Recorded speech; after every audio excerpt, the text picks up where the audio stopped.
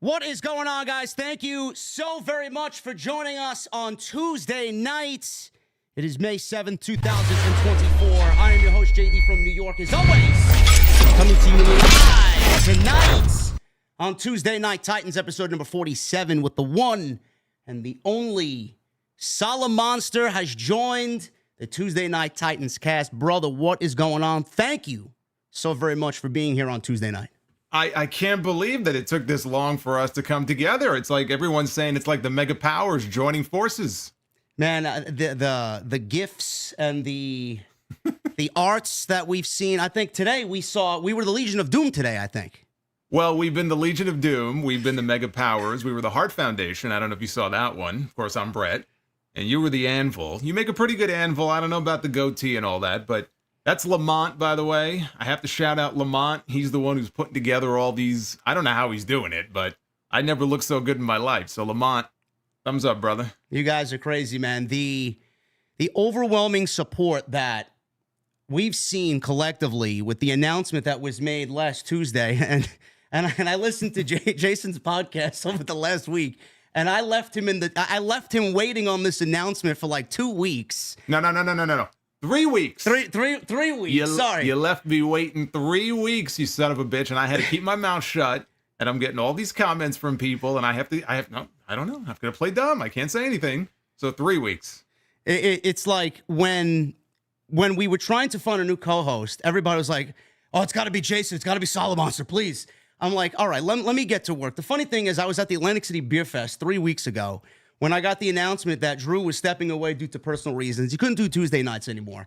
And I'm like, oh, shit. I'm here to enjoy myself, and I'm in work mode. I'm like, who am I going to get for the show? So thank God our colleague at House of Glory, Wilkins, reached out. He wanted to do the first week. Shout out to Wilkins. He was tremendous, and I got so many messages about wanting him to come back to the show. So I'm sure him and I will do something again sometime in the future. But it was Wilkins and Ango who stepped up. And then that night, I texted Jason, and I'm like, bro, I don't really want anybody else for this show. You're my number one guy. We got to do it. So Jason sat on it, and then he's like, well, when are you going to make the announcement? I'm like, that's gonna be 3 weeks.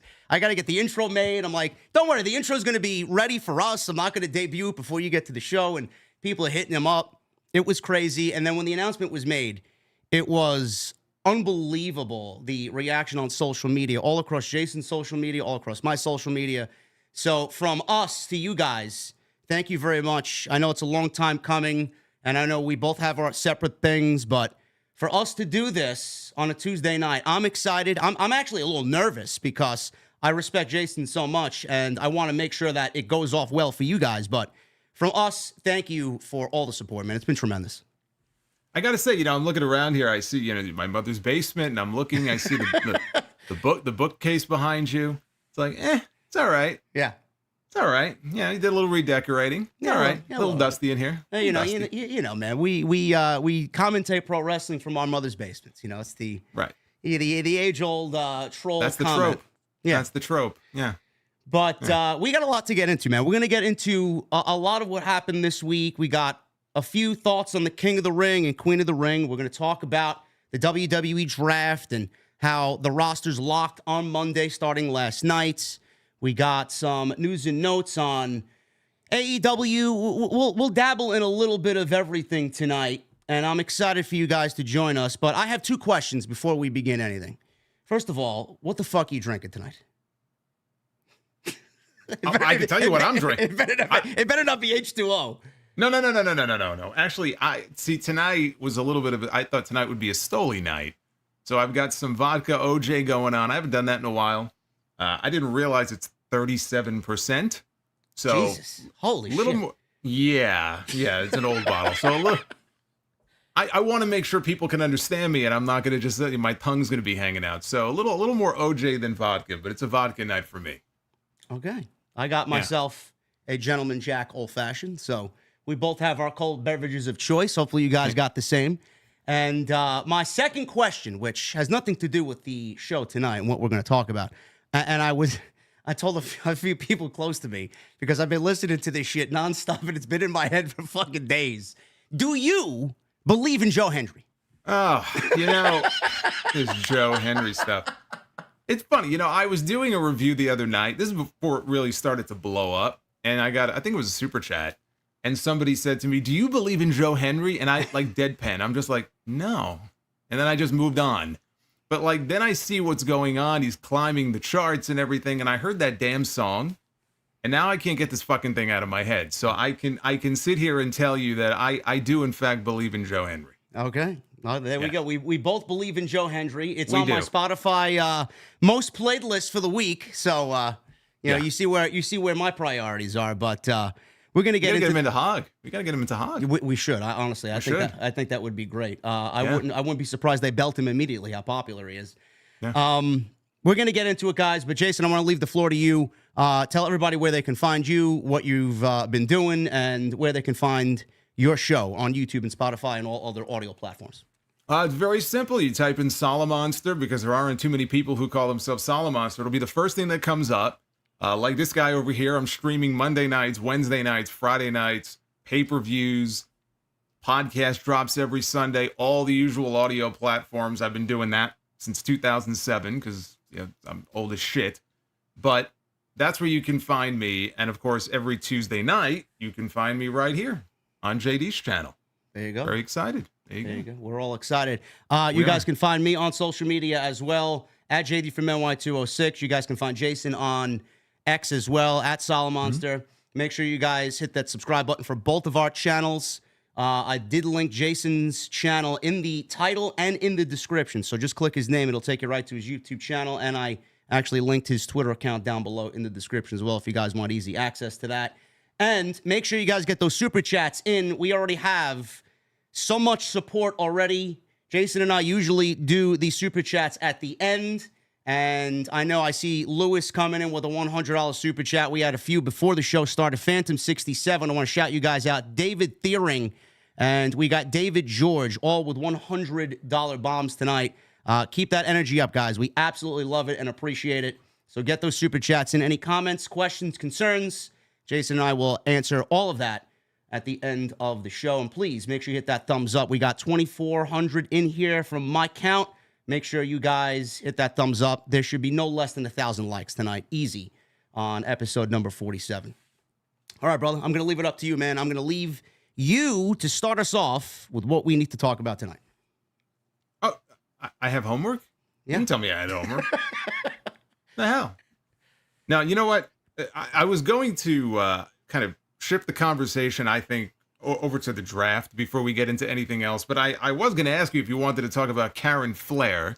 I don't know if that's a subject you wanted to broach here. I mentioned this on social media earlier, but yes, Karen Flair was at it again. Correct me. Is this Ric Flair's wife? Who is No, this is Ric Flair. Oh, okay. It took you a while there for it to kind of register. Oh, like what happened now, man? Ric What am I Flair's working already... with here? Ric I thought Flair's... you'd be on the same wavelength with me. Well, Karen Flair. Well, El Monte comes in with the $100 super chat. Is that his wife? It could be wife number 6. I don't know. Listen, man, I don't know who he's married to nowadays. I don't know what's going on. Yes, we can start off with Ric Flair. I know I seen the clip posted on social media today, and I'm looking at it, I'm watching it, I'm like, man, oh man, I'm reading his tweet and then watching the clip, and I'm like, what a bullshit artist. Well, I saw the tweet because he went on social media. Maybe it was yesterday, I guess. And he posted that tweet about how he spent $1,500 at some pizzeria and they somehow disrespected him. And there was no context to it. And then there was a whole news story about this, I guess down in Gainesville, down there in Florida. And the shop owner said that they reviewed video. We're not going to release the video, though.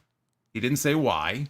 And I was like, all right, this is kind of weird, but not totally surprised that Flair would go somewhere and make an ass out of himself. Then I saw that video pop up on TikTok that I guess there was a patron or whatever sitting in the establishment, and then it's all there on tape. And it's tough because you listen to Flair and you could say, oh, he sounds drunk.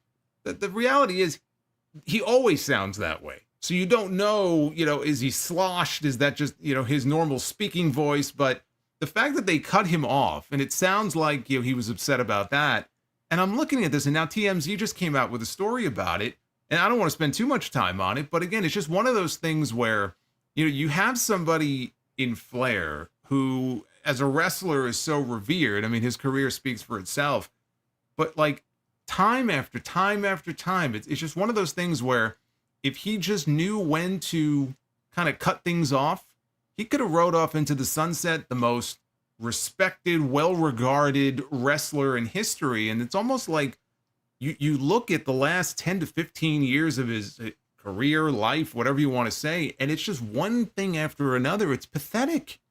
I mean, it is pathetic. The fact that he's what do you call that guy? Nicholas Dickhead, I think is what he called it. Yeah, I think so. The guy behind the bar. And then there's somebody at the bar who wants to fight him. He's like, I don't work here. You want to go outside? And Flair's ready to pick a fight with him. And then it's sad. It's pathetic. And it reminds me, he was on the Kill Tony podcast many months ago. It was like a roast or something, and he walked off there, and it sounded like he was 3 sheets to the wind even before they got going. I mean, the man is 75 years old, 76 years old. It's just pathetic. It's just sad more than anything else. Well, didn't he say that during his his final match, hopefully, that he had a heart attack during the match? Oh, well, okay. So I'm glad you brought that up. Now, did you buy that pay-per-view, the Ric Flair's last match? No, I actually had somebody let me borrow their login to fight, so I watched it just via somebody else's stream. Okay, yeah, no, I borrowed it. So the event, if you watched it, you watched the match. It was one of the scariest things because he looks like he passed out 2 or 3 different times during the match, and so his whole thing was, well, I was drinking beer all day, and I didn't drink water, and so I was dehydrated. Now it comes out, I don't know why we're first hearing about this now, because he was on that podcast. It was from like a month ago, Rampage Jackson, whatever the name of the show is. And I guess he had some kind of checkup with the doctor, and the doctor's like, have you passed out at any point, like in the last year and a half? And he goes, well, yeah, in my last match, I passed out 3 times. He goes, you had a heart attack. So he didn't even know it. He had a heart attack, he believes, during that match. I was watching the match thinking this guy had a heart attack. Okay, he looked half dead. And he just kind of throws it out there. Oh, yeah, I had a heart attack. I went backstage and Undertaker gave me some Gatorades and I partied all night with Kid Rock. But yeah, I had a heart attack in the ring. Just like casually throws it out there. So yeah, it's confirmation of what everybody who watched it pretty much already suspected. The man looked like he died in the ring. It's because he kind of almost did. But like, it's just like one thing after another. And it's just, like I said, I know he's under contract to AEW. He's got some kind of contract with them. I don't even know if they're paying him directly or if it's just a sponsorship thing. But at what point, I mean, is enough enough? The man almost died. He almost drank himself to death. He got a second chance at life. You would think that that would wake you up and you would have a greater appreciation for things and you would kind of take a different approach to life. And he just can't seem to shake it. He's so old and he's lived his life a certain way. They're gonna find him keeled over on a bar stool one day. It's amazing. I could have swore I heard that when he finished that match, that tag team match, his final match, he went to the back and he immediately went for a beer, and that the Undertaker took the beer away from him, and then the Undertaker gave him water. But like you said, I don't understand why he teases death so much. You would figure after that, and then after having supposedly a mini heart attack during that match, that he would wake up and say, you know what, I want to live out the remaining years of my life healthy and happy. And a lot of people were telling me that where this place was, this pizzeria, they've seen him and his family around the area, and he's always in and out of the bars and the clubs. He's big into the club scene, we into the hours. I'm like, listen, if he wants to live his life that way, that's fine. But the establishment was only doing the right thing from my vantage point. I mean, they cut him off. He could have been a little bit respectful. And then the thing that got me was he later offered a $1,000 tip to one of the staff members to tell the guy that he was arguing with to kiss his ass. Yeah, kiss his ass. I don't know if she actually did that. That's a lot of money to turn down. I think I would have did that, to be honest with you. I don't know though, because I feel like if she were to accept that, given in the condition that he seemed to be in, I wonder if that could cause problems for her. I'm gonna guess she didn't accept it, but I was just like, when I heard that it was like a pizza place, he got kicked out of a pizza place, which again, how bad do you have to be to get kicked out of a pizzeria? But like, it made me think of Jim Herd, because Jim Herd was like the Pizza Hut guy, and he hates Jim Herd. So maybe there's some kind of weird connection there where it's like he's got flashbacks to Jim Herd in WCW. He just doesn't like, the people who run or manage pizza places. I don't know. But apparently, I don't know if he's banned, but he was asked to leave. And so now it's a big story on TMZ, and it's pathetic. It really is pathetic. It is pretty sad. As long as we don't see him on AEW television, I'm good. As long as he stays away and Tony Khan doesn't get in the middle of what he's got going on there, that's fine by me. But yes, Ric Flair's in the news. If you guys want to go see it, I'm sure it's all over social media. It's about 2.5 minutes long. You really can't pick out what he's saying because it does sound like he's slurring. I don't know how drunk he is, if he is drunk at all. Interesting, though. In the background, do you hear what's playing? No, I did not. I was focused on him only. I didn't hear what else was going on. Hall and Oates playing in the background. That's your jam right there. Yeah, that's my jam. There you go. Yeah. I don't know. Listen, Ric Flair is gonna do Ric Flair. What do they usually say? Don't meet your heroes or something along those lines. I don't know. Yeah. I don't know if I'd call him a hero, but No. yeah, that's what they say. No. Moving on from Ric Flair, I know we wanted to get into the draft, and I know a lot of people outside of both me and Jason were very critical of the draft. The draft concluded on Monday. We got it on Friday. It went into Monday. There wasn't really a lot of movement on Friday. Monday was obviously a lot better. And with the draft, Monday Night Raw seemingly walked away the clear-cut winner, as their roster is absolutely loaded, and I'm very excited to see what happens on Monday nights. One of the reasons for that, one of the primary reasons, is because WWE is shifting Monday Night Raw over to Netflix later in January 2025, so they want to make sure that that is set up to be the A show. SmackDown did get shafted, honestly, because I know Jason alluded to it. I know I called it out. The roster itself is pretty lacking at the top of the card, and when we look at the top of the card, we have to make sure we're taking care of the guy who's the ace now on Friday nights, and that is Cody Rhodes. Now, Jason, I know you talked about Cody's potential opponents. I know everybody's got Randy Orton on the mind. I would not immediately jump to that. I feel like Randy's going to be involved in this Bloodline feud, going to be a makeshift tag team with Kevin Owens as they battle this new Bloodline 2.0. But outside of Randy Orton, who's the biggest name there for Cody Rhodes, Roman's not coming back. Rock, I had stated that I feel like Rock and Cody should take place at SummerSlam, depending on if Rock comes back. And then they do Rock and Roman at WrestleMania next year in Vegas. But outside of those major names, we're looking at LA Knight, and we're looking at Logan Paul and AJ Styles, who right now I feel like we're going to get at least one more match out of him. Where do you see Cody going with Friday nights? I mean, are they going to really stall on giving him top-tier opponents? And do you have any feeling about this report that Meltzer put out that they don't have a priority or a plan for Cody Rhodes moving on for the rest of the year? Yeah, I don't buy that. I mean, think of all the time they invested in this guy, building his story. He wins the Rumble. Everything was built around him and Rock and everything for WrestleMania. Do you honestly believe? Now, we know there's something with Rock. Obviously, that's on the back burner right now. You honestly believe they have no plans whatsoever? Triple H is sitting there going, oh, shit, we forgot Cody. Like, no, of course. They have something in mind for him. The top of the card on SmackDown, it is lacking. I've made the comment that I thought Braun Strowman would be a better fit for SmackDown. Maybe they could build him up as a challenger for Cody at some point down the road. You've got Kevin Owens. You could always, you can always turn Kevin Owens if you want to. I think that would be tough to do right now. Bobby Lashley is another one. He's also very popular. So you could always try to, I say turn him because I don't think you would want to do babyface against babyface in that situation. And that's really it. I mean, the names you mentioned, Logan Paul, LA Knight, who's still super over right now. There's I wouldn't say that there are a ton of great options right now. And I'm with you. I wouldn't want to blow through the Randy Orton feud just yet. To me, that's a SummerSlam match. If they're not going to do Cody and Rock at SummerSlam, I'm looking at Cody and Randy for SummerSlam. So what do you do with him in the meantime? King and Queen of the Ring, I'm thinking Cody AJ with a stipulation. There's no reason you can't get a second match out of that, even though he won decisively last weekend. When you get to June and you get to Money in the Bank, that's where it becomes a little dicey, and you're going to have to make a choice. Do you go with a Bobby Lashley? Do you go with an LA Knight? I don't know which one they're going to go with, but I would try to hold off on Orton as long as possible. To me, that's outside of Rock. that's the biggest match you could do with Cody.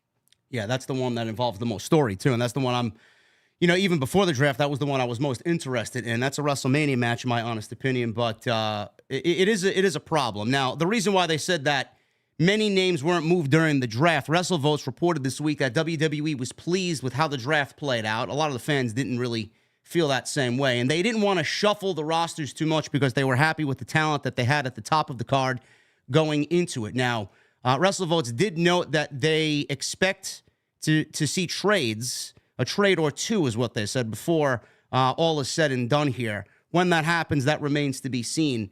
I did get a little bit of what you stated and your feelings on the draft, and I know me and Ango talked about it last Tuesday.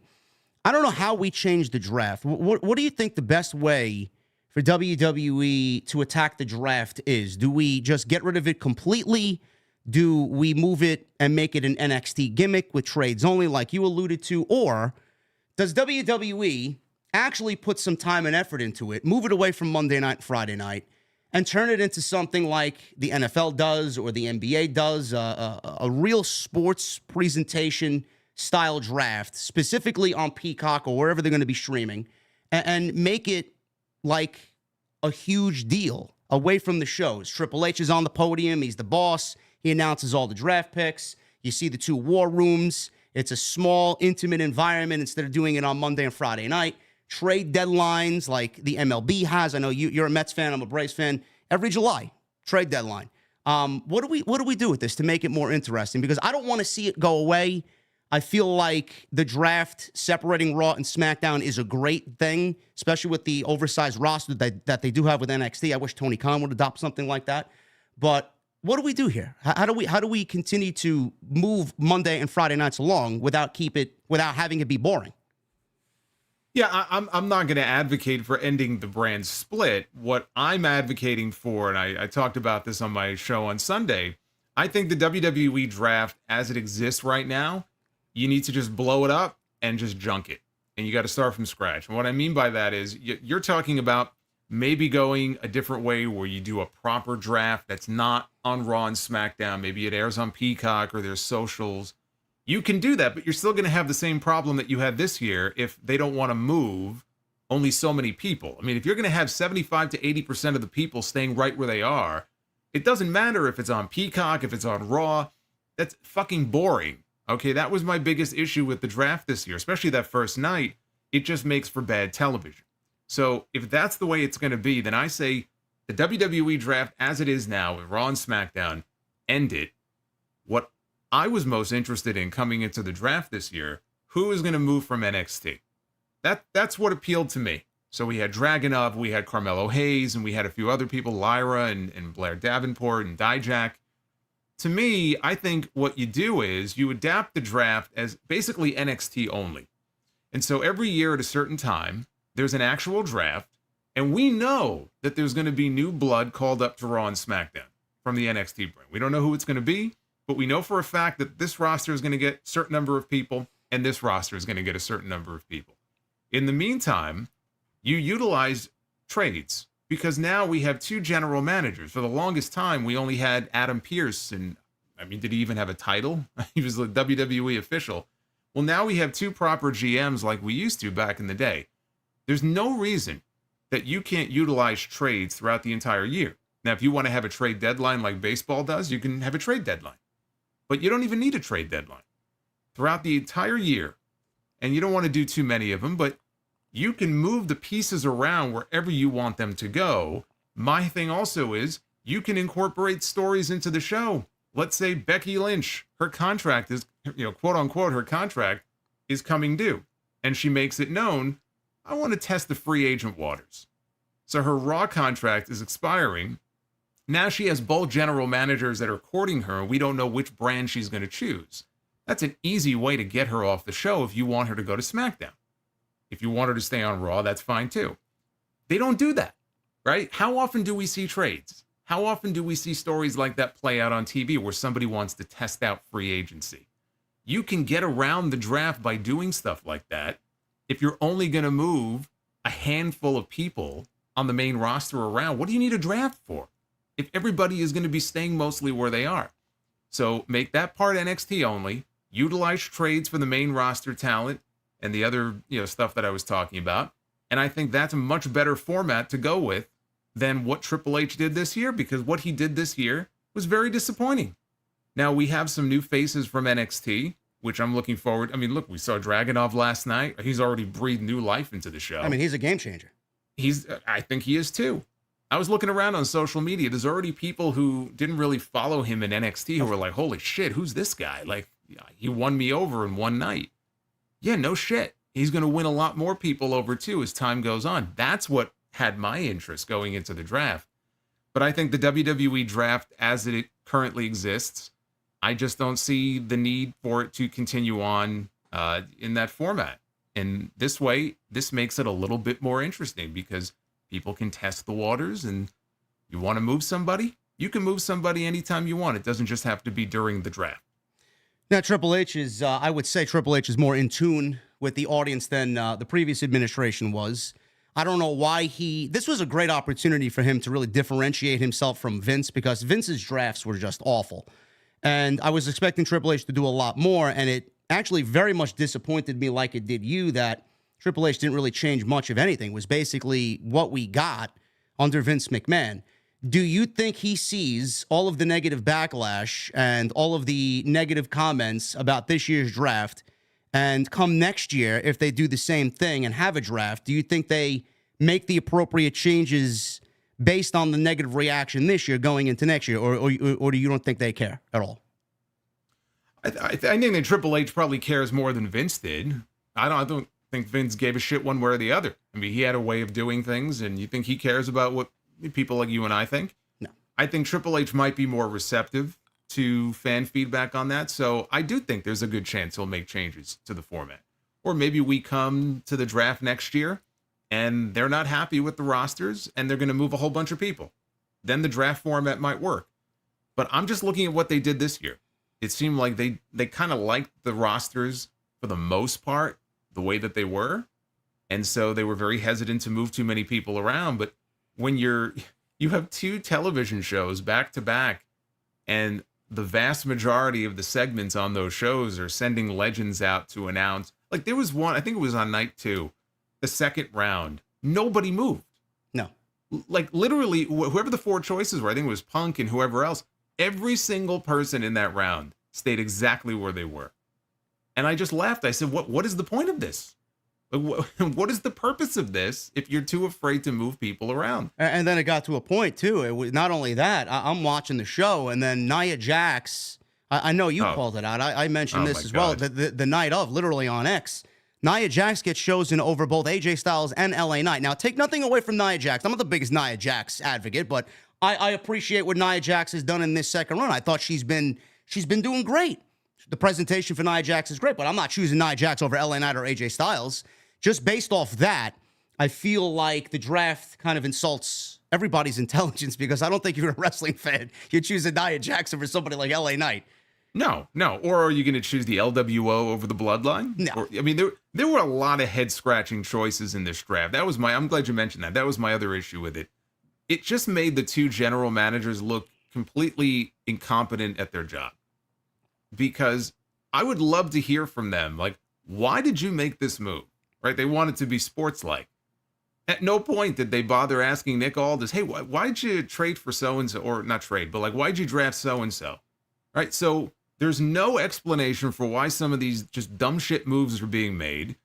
And like you, I'm looking at it going, wait a minute, like Nia Jax before AJ Styles, who's challenging for the WWE title literally this weekend.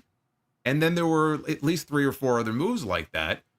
It made them look like tools.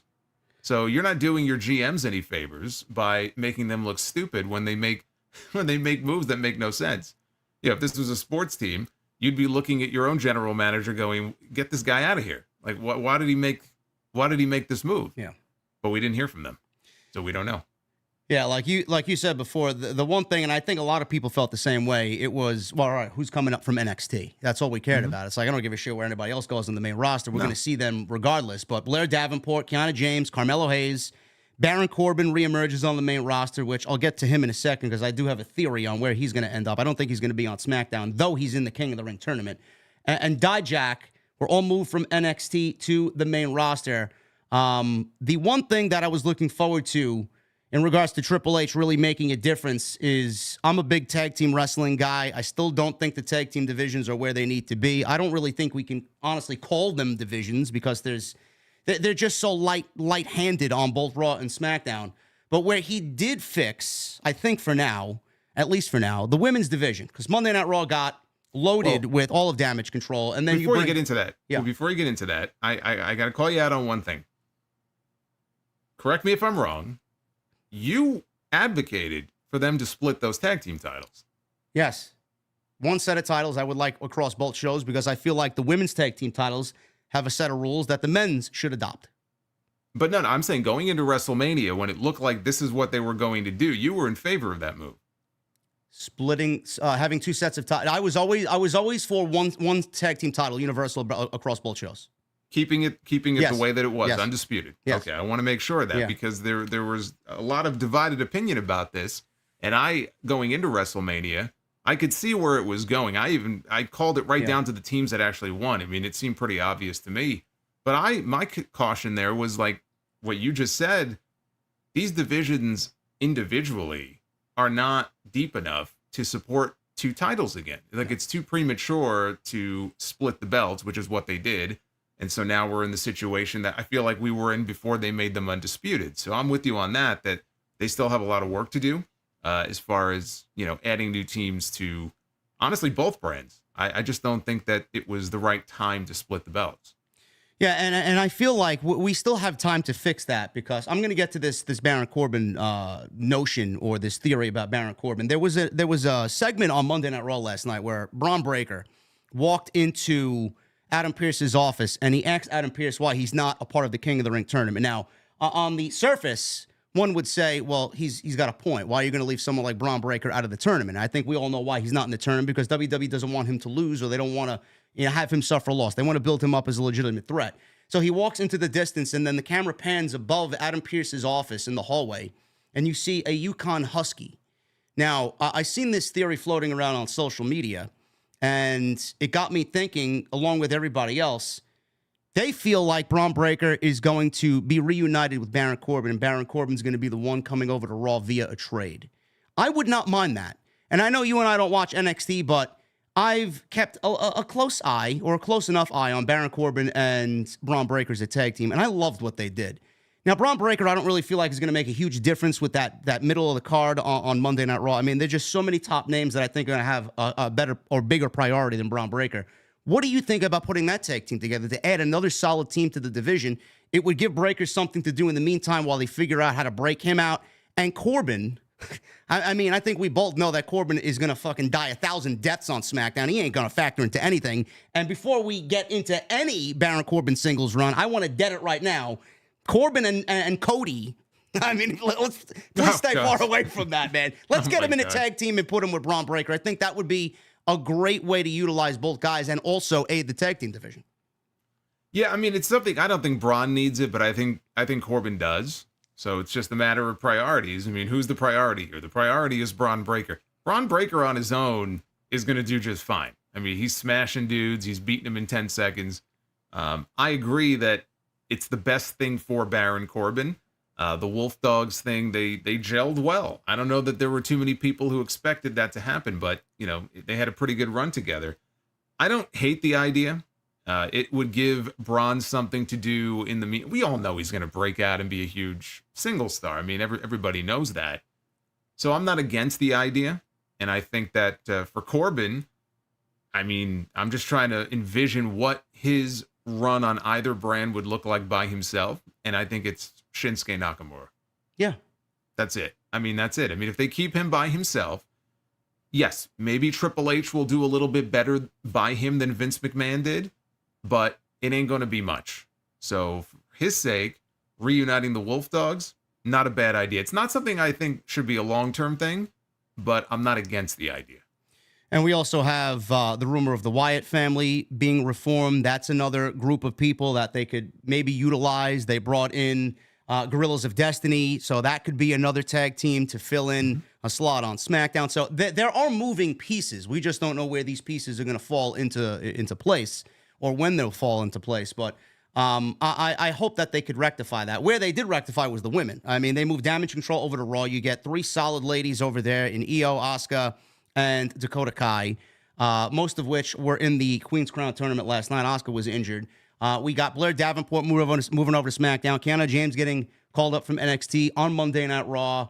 We have Tiffany Stratton breaking out. Nia Jax was moved over to SmackDown. Jade and Bianca stay together on SmackDown. There's a lot of moving pieces in the women's division. Lyra Valkyria got brought up. So I'm glad to see them try and at least rectify some of the issues there. How do you feel about the women's division now? And do you feel that, and I feel this way, it's eventually going to get stale because what we saw last night, I'm not really too excited about it. It looks like Becky Lynch is just going to be teaming with Lyra Valkyria to battle Damage Control over again. And it's like, like we've seen this last year. So it's like they're running the same angle and the same story again, just with different names. So I don't know how you feel about the women's division, but at least as far as the star power added to both shows, I think they got that right. Raw needed a shot in the arm more than SmackDown did. So if you look at who Raw picked up, they picked up some new faces in that women's division. That's exactly what they needed to do. So I thought Triple H did what he had to, at least on the Raw side as far as that division goes.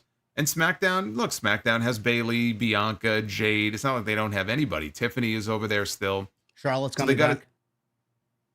Who's that? Charlotte's coming back. Oh, boy. Yeah. I know she's your favorite. Yeah, I love her. So I guess the only question is when she comes back that first night, which world title does she win?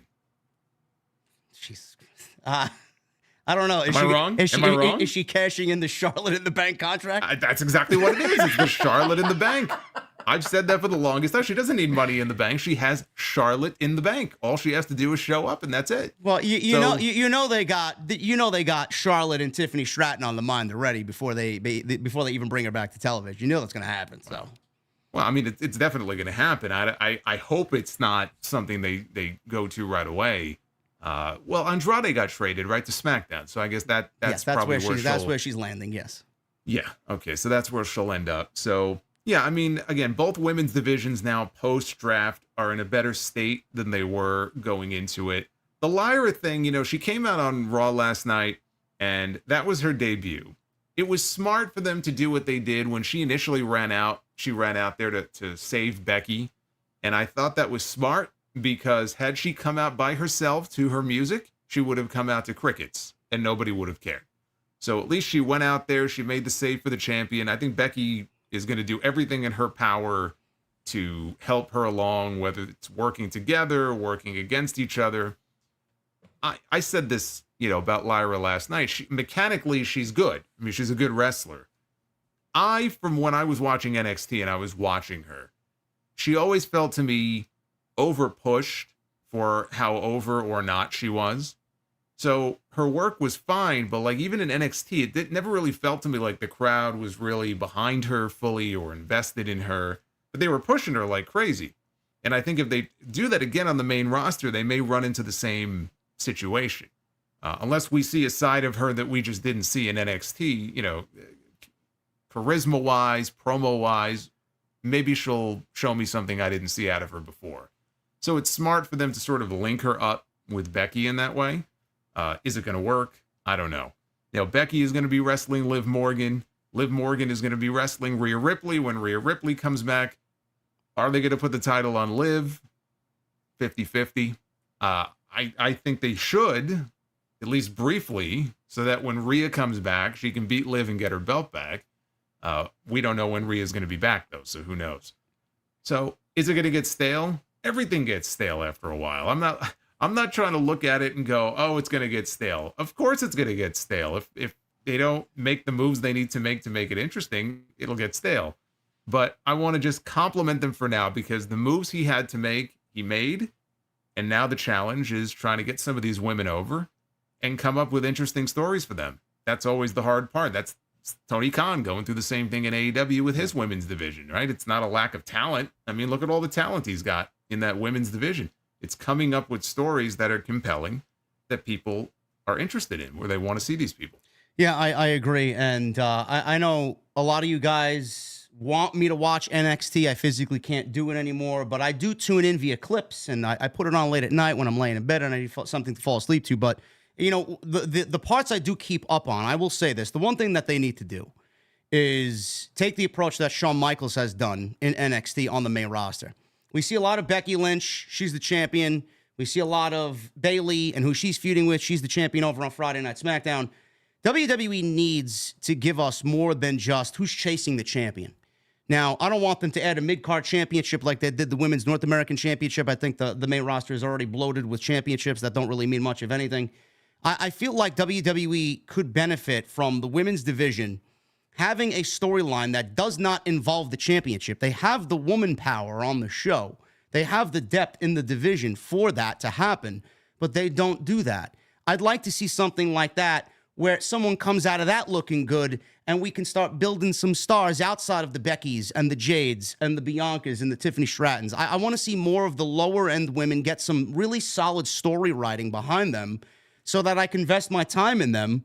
And then hopefully it gains interest and they break out of that looking better than they did going in. And then we can really start building some pieces to maybe future challenge Rhea or Liv or Becky or whoever the champion is. That's what their problem is, because they're so linear. They're so focused on, who's next for Becky? It's like, all right, well, what about the rest of the fucking roster? That's what they need to do. And Shawn Michaels does a great job at that. I don't know why Triple H doesn't. He does. But look at last night. Look at the Queen of the Ring last night when Zoe was out there with Ivy. Crickets. You could hear the fucking air conditioner in the background. Like, my God, like nobody cared. And it's not like they haven't tried with Zoe before. They put her together with Trish Stratus, but like you said, linear. I'm looking at what they're doing now with Candice LeRae and Indy Hartwell. Right? They've been running this angle now for a couple months where Candice all of a sudden is cheating, and so now she's a heel. How many promos has Candice LeRae cut? Zero. How many times have we heard from her in the back? Have they cornered her? Hey, what is about this change of attitude? Why are you acting this way? What's going on? How many times have we gotten those promos? Zero from both. Zero. And so you wonder why when they go out there, nobody gives a shit. Okay, so she's going out there and cheating, and now she's got Indy to come over to the dark side. Now Indy Hartwell is cheating. Okay, why? Why is this happening? Is she upset because she can't win a match to save her life and she's tired of losing? Well, shouldn't she tell us that? Is she not allowed to cut a promo to explain her actions? So if we don't have that insight, it's just hard to get behind what they're doing. Nobody's really going to care. Like, why is this happening? They haven't explained that. That's part of the problem. I agree.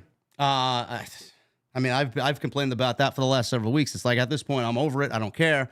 But yeah, that's what I feel like they need to do to really get some interest back in the women's division, because the depth is there. And going back on the draft, I got some interesting comments here from Mark Calloway on his podcast. He said this in regards to the draft and how they could fix it. You know what it missed for me? He says, I want to see some deals made right.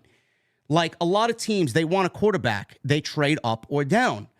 That to me would be more compelling to watch. You're expecting your fan base to watch 2 nights of TV content. And to be completely honest, there wasn't a whole lot of change, really.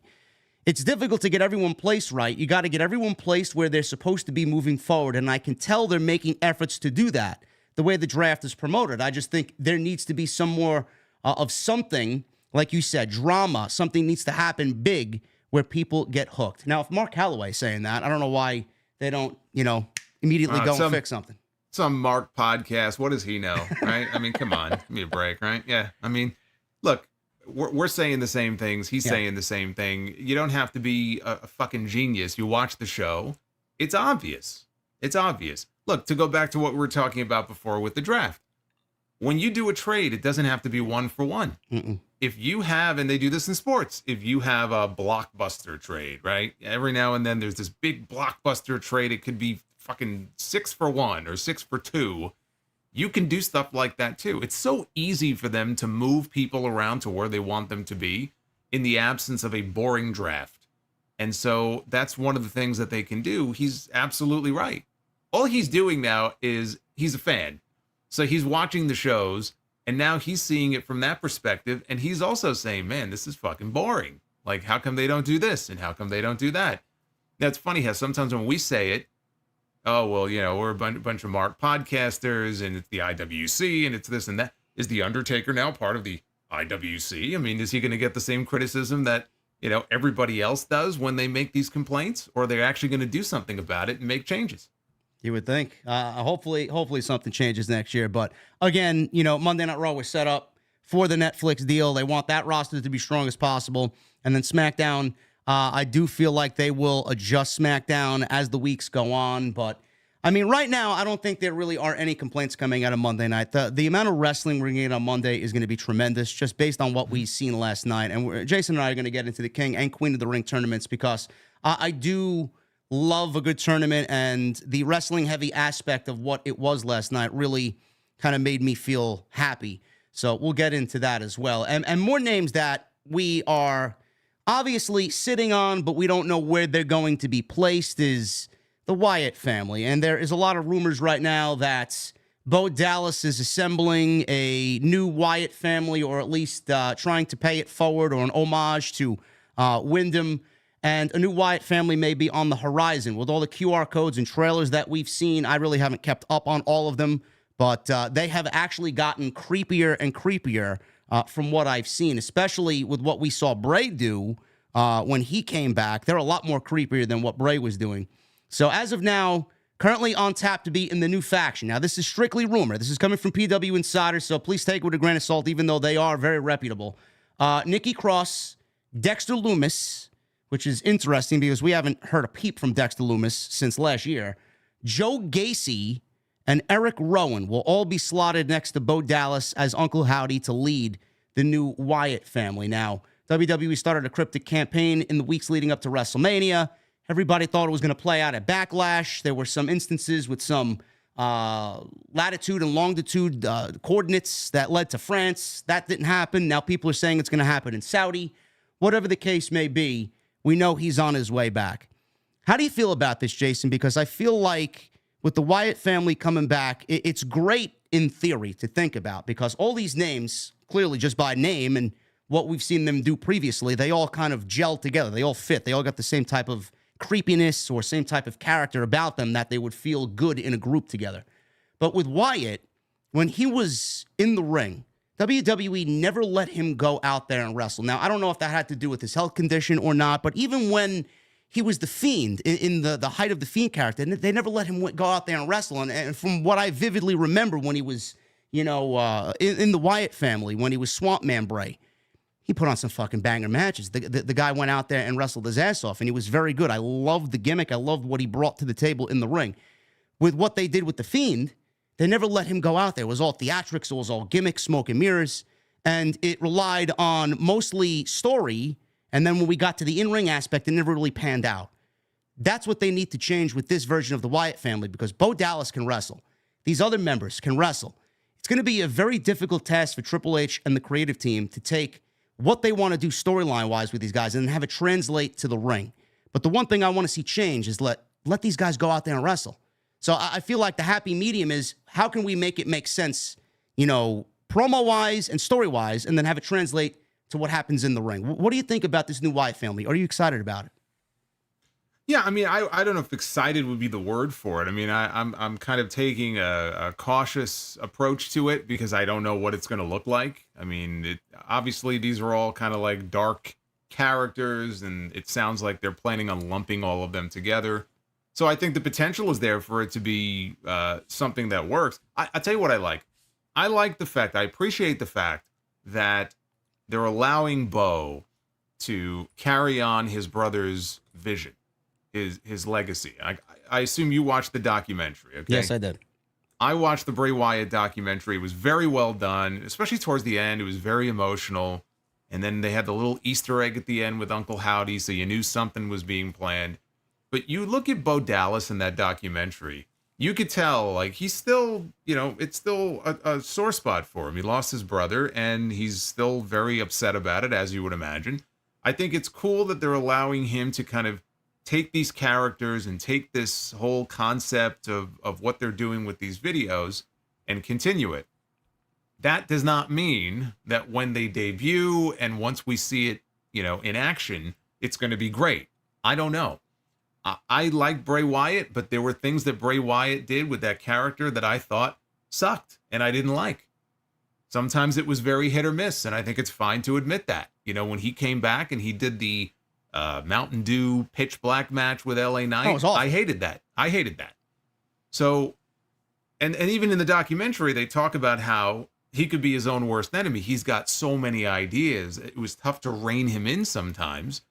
You get to try stuff that works. You get to try stuff that doesn't. I hope this works. Dexter Lumis, you could put a fucking APB bulletin out for him. He's been gone for a year. Nobody has said a word about him. Nikki Cross, nobody has said a word about her. Now they're under contract. They're there. You remember the last storyline they did with Nikki Cross? Where'd that go? Yeah, she was looking around aimlessly in the back as she Where'd was that like go? a mute. I don't know. Maybe it plays into this. Who knows? No, but it was her and Candace, and then they were like building a story, and then they just stopped. Now, I'm not going to sit here and tell you that, oh, I was so interested to see where that story was going to go. Honestly, I didn't give a shit because they didn't give me a reason to. It looked kind of stupid. But at least finish the story out that you started telling. I'm going to be cautious because, again, this is a Triple H thing now. Now he's got full control, and so he either gets the credit or the blame. I like the idea. I don't know in execution what it's going to look like. You talk about how you want to see them just go out there and wrestle. Why wouldn't they let The Fiend wrestle? The Fiend was a character. The Fiend was all about the look, the music, the entrance, the videos. You try going out there in that gear, in that mask, and wrestling, you know, the way that Bray Wyatt used to wrestle. I don't think you can put all of that on WWE. There's a lot that you can put on them, okay, as far as dropping the ball with Bray back when he was, you know, Swamp Man Bray. But a lot of it is Bray. You know, he had a lot of creative freedom with that character, I'm sure. And I just think that the blame goes both ways there. As far as this group, I don't buy for a second that Alexa Bliss is not going to have some connection to this. So I know she wasn't listed in the report. That was like the glaring name that I didn't see on PW Insider's list. I'm like, oh, okay, Alexa Bliss is not in there. I think she is going to have some kind of connection to this. I don't know exactly what her role is going to be, if she's going to be kind of a leader type or what. I would be very surprised when they debut and she comes back if she's not part of this group in some way. Well, maybe they tie up the loose ends there with Nikki and Alexa, who have a long history together. Maybe Alexa is battling the Wyatt family and Nikki Cross is on the other end of that. Who knows? I'm just making a guess. Well, and as far as like how and when are they going to debut, I don't know exactly when, but if you remember, what was Bray Wyatt's WrestleMania match going to be last year? Who was he going to wrestle? Bobby Lashley, yeah. Bobby Lashley. So as I think, okay, what are they going to do? Who's their first target going to be? I do wonder if we're going to see them go after Bobby and the Street Profits and, you know, kind of work with them at first. Because it would make sense for them to go after a group, yeah, I would think. And they're not going to go after the Bloodline, and they're probably not going to go after the Judgment Day. Maybe they go after maybe they go after Karrion Kross. Well, it depends, though. I mean, is this going to be a heel faction or a babyface faction? I would assume they come in as babyface. Why do you assume that? They're just over. Everybody's excited to see it, and it's Bray. I can't see anything Bray, or at least something in honor of Bray being booed. Well, I mean, that's true. I mean, when you say, you got to be careful that you said they're over. I was about to say, who's over? I'm looking at this list. I'm like, who the fuck is over from this group? But no, I mean, that's a good point. It's something that is Bray, I think is, certainly at first, I think is going to be cheered and welcomed by the fan. That doesn't mean, though, that they're going to necessarily be a babyface faction. So I just think we need to kind of take a wait and see approach on that. That will help answer the question, I think, about who they target first. If they come in and are booked as babyfaces or heels, and then that will tell the tale of who they work with. Do you think Uncle Howdy wrestles in the mask, or Bo Dallas wrestles in the Uncle Howdy mask? Would you rather see him wrestle without the mask? Me personally, I'd rather see him wrestle without the mask because I just feel like everybody knows who it is. Yeah. It's not like you're hiding his identity, but the Fiend wrestled with the mask.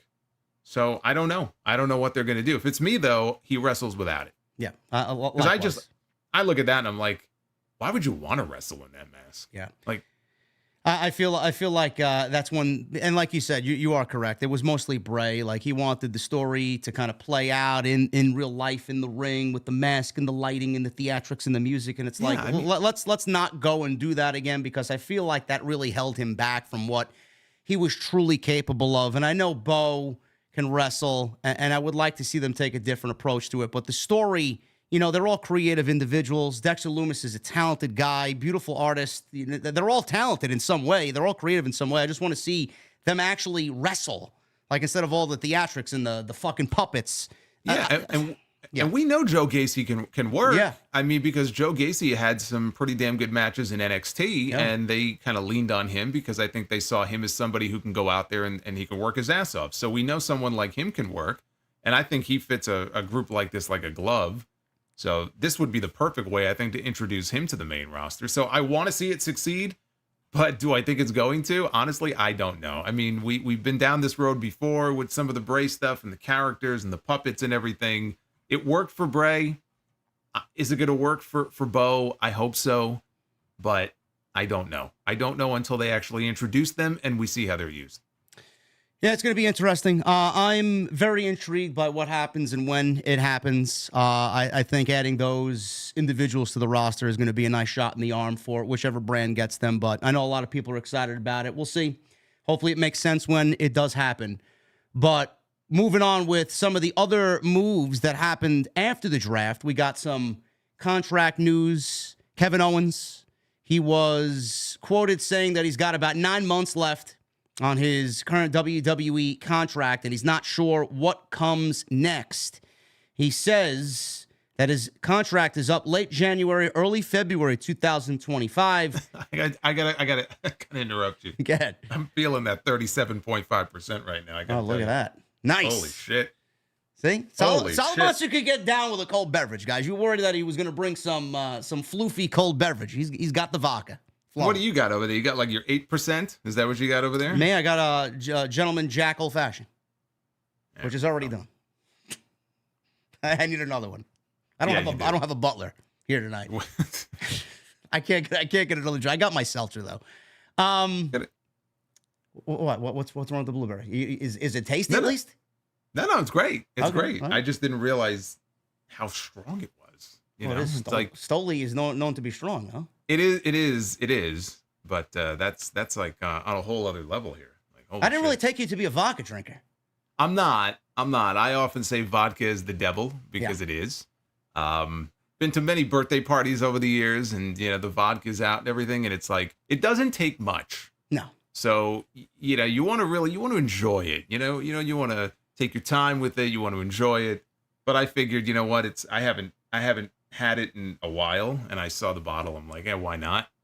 So what the hell? Blueberry vodka. Can't go wrong with blueberry. You can't go wrong with Kevin Owens. And listen, Kevin Owens can say whenever his contract is up, January, early February 2025. He says, I really don't take things for granted. I've got 9 months left on my contract. He was very open about it. And I don't know what can happen from here on out. That's just life. If I've learned anything over the last few years, it's nothing is guaranteed. He says, I've learned that through some very unfortunate events, we've lost so many good people that was never expected. That's just one example of how I do not take anything for granted. It's how I look at things now. This has been my home for 10 years, WWE, and it's beyond the locker room. There's some very, very, very special people that work behind the scenes that I've become very close with, and I really can't imagine not seeing them a part of my life. I think it's pretty safe to say, Jason, you know, a lot of people are like, oh, Tony Khan's going to sign this one. Tony Khan has eagle eyes on everybody. I know there was a rumor where he was looking to bring in Finn Balor, but Finn Balor opted to sign with WWE. There's no reason for someone like Finn to leave and go to AEW with how crowded it is over there. You know, we could sit here and fantasy book who he would be great in the ring against. And I know MJF put an Instagram story out about Kevin Owens that really kind of got people talking. But at the end of the day, this man is not going anywhere. He's going to retire in WWE. In my personal opinion, his best friend works there. He talks about being close with a lot of people behind the scenes. There is no reason for Kevin Owens to go anywhere, especially if he's right now in the top storyline in the entire company, again, for a second year in a row. Back-to-back WrestleMania main events. Yeah. From 38 to 39. Now, you know what this is? This is smart.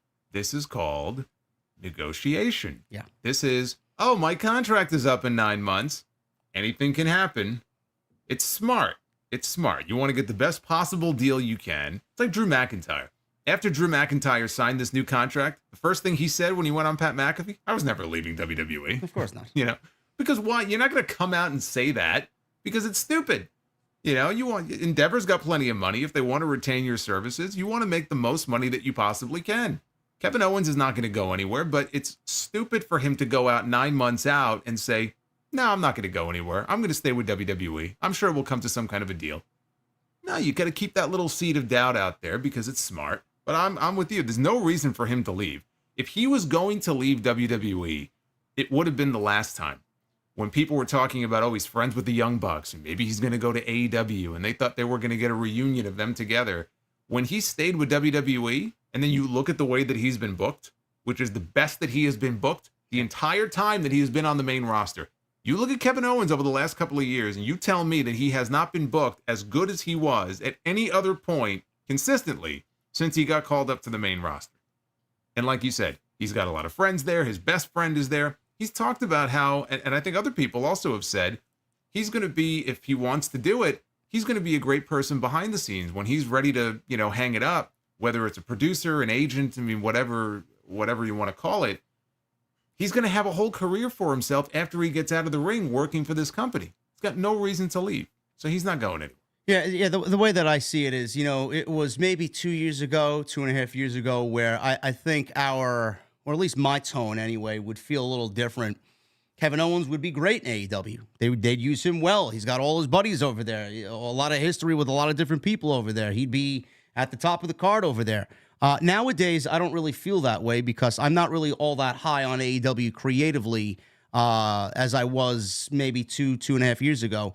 I feel like with what Kevin Owens has done and the amount of money that has been handed out to talents like Seth Rollins and Drew McIntyre and Finn Balor, whatever Kevin Owens is making now under his current deal, I'm assuming he's going to get somewhat of a pay raise for the next deal, and he's being booked creatively.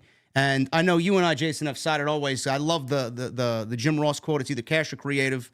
All these guys are getting a little bit of both now. So why leave something that is working so good for you to go over there? And yeah, you'll be paid, but creatively you're not going to be satisfied. I don't really see him taking a chance on that. And for all the people thinking that he's going to end up over there, he's not. So I think we should just kind of move past that. Yeah, I don't think there's too many people, honestly, who even think that. I haven't heard a lot of sentiment about that online. Maybe people who are hoping for it to happen, but those people are delusional because I don't think he's going anywhere. We did get some releases from WWE, and I'm not going to spend too much time on these names because they're relatively unknown. They did come from WWE's Next Gen series, which was on Roku. There was a bunch of talent that haven't made TV. The only name that I was really familiar with because she was a part of a women's tag team on NXT was Valentina Feroz. She was let go alongside several others. This is coming from Fightful Select.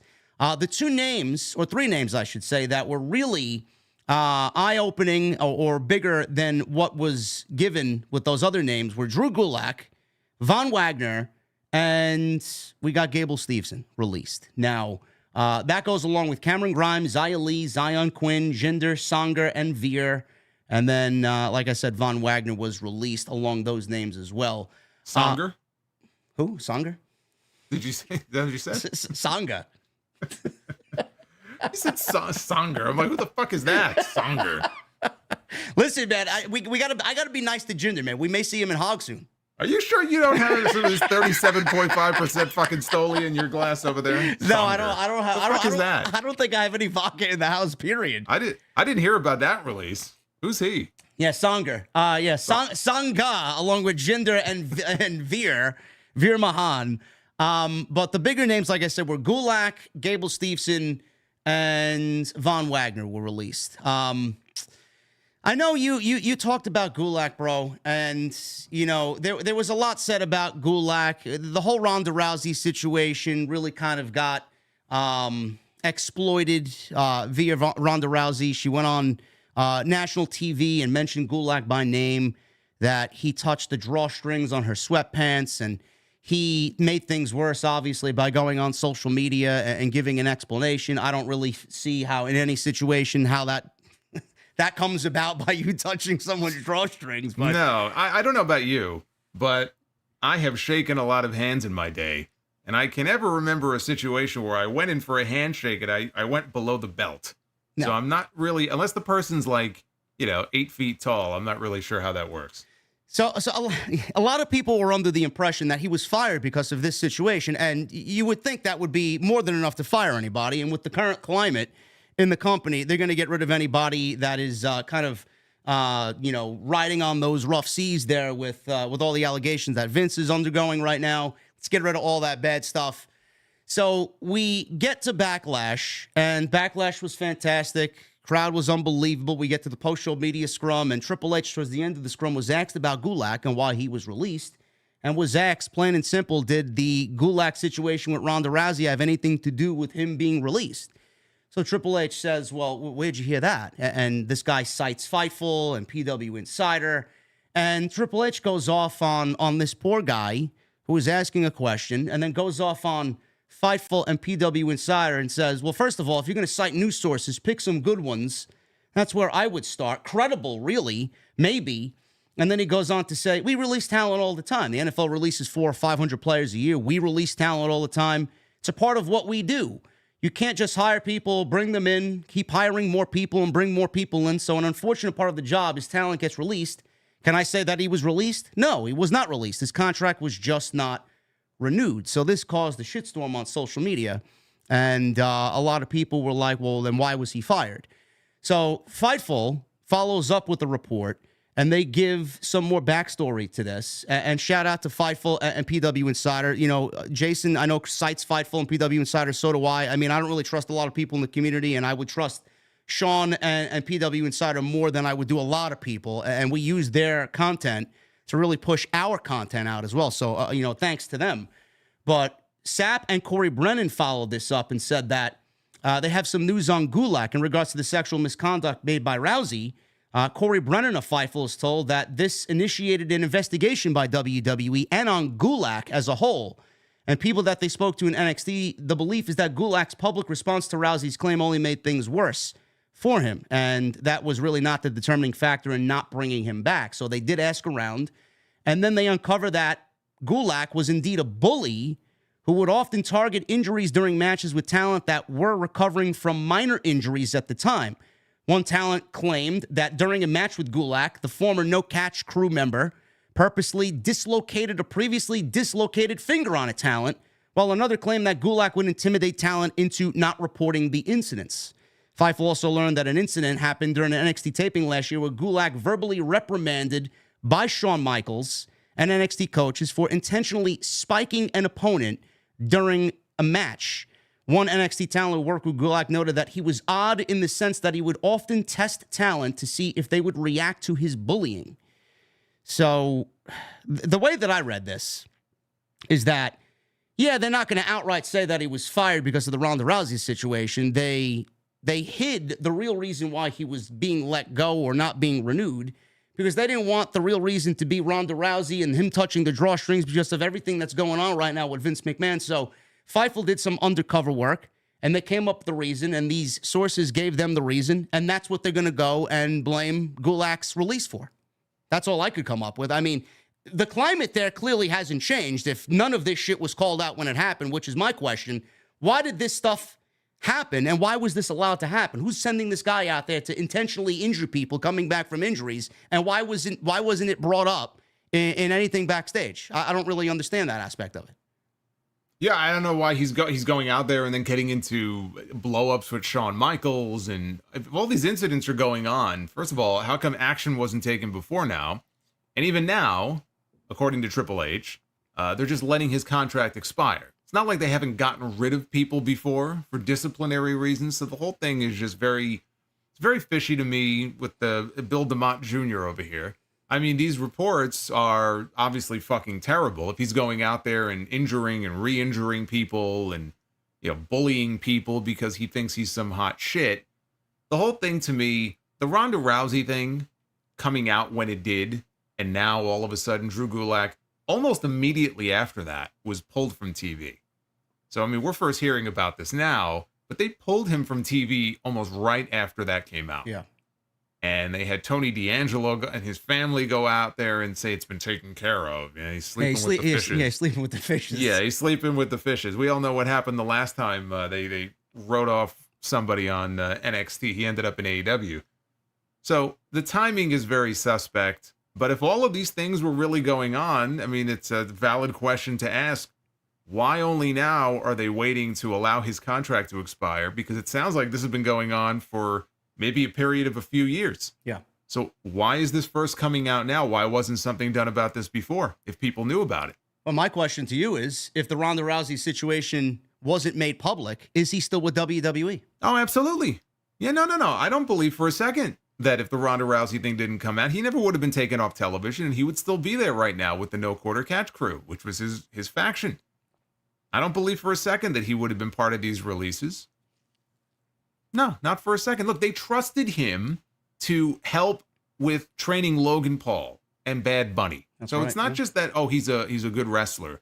Like, they put him in a position of trust where it's like, all right, we trust Gulak to be the one to go in there and help these guys out, or help train these guys, or have practice matches with them, whatever it was that he was doing.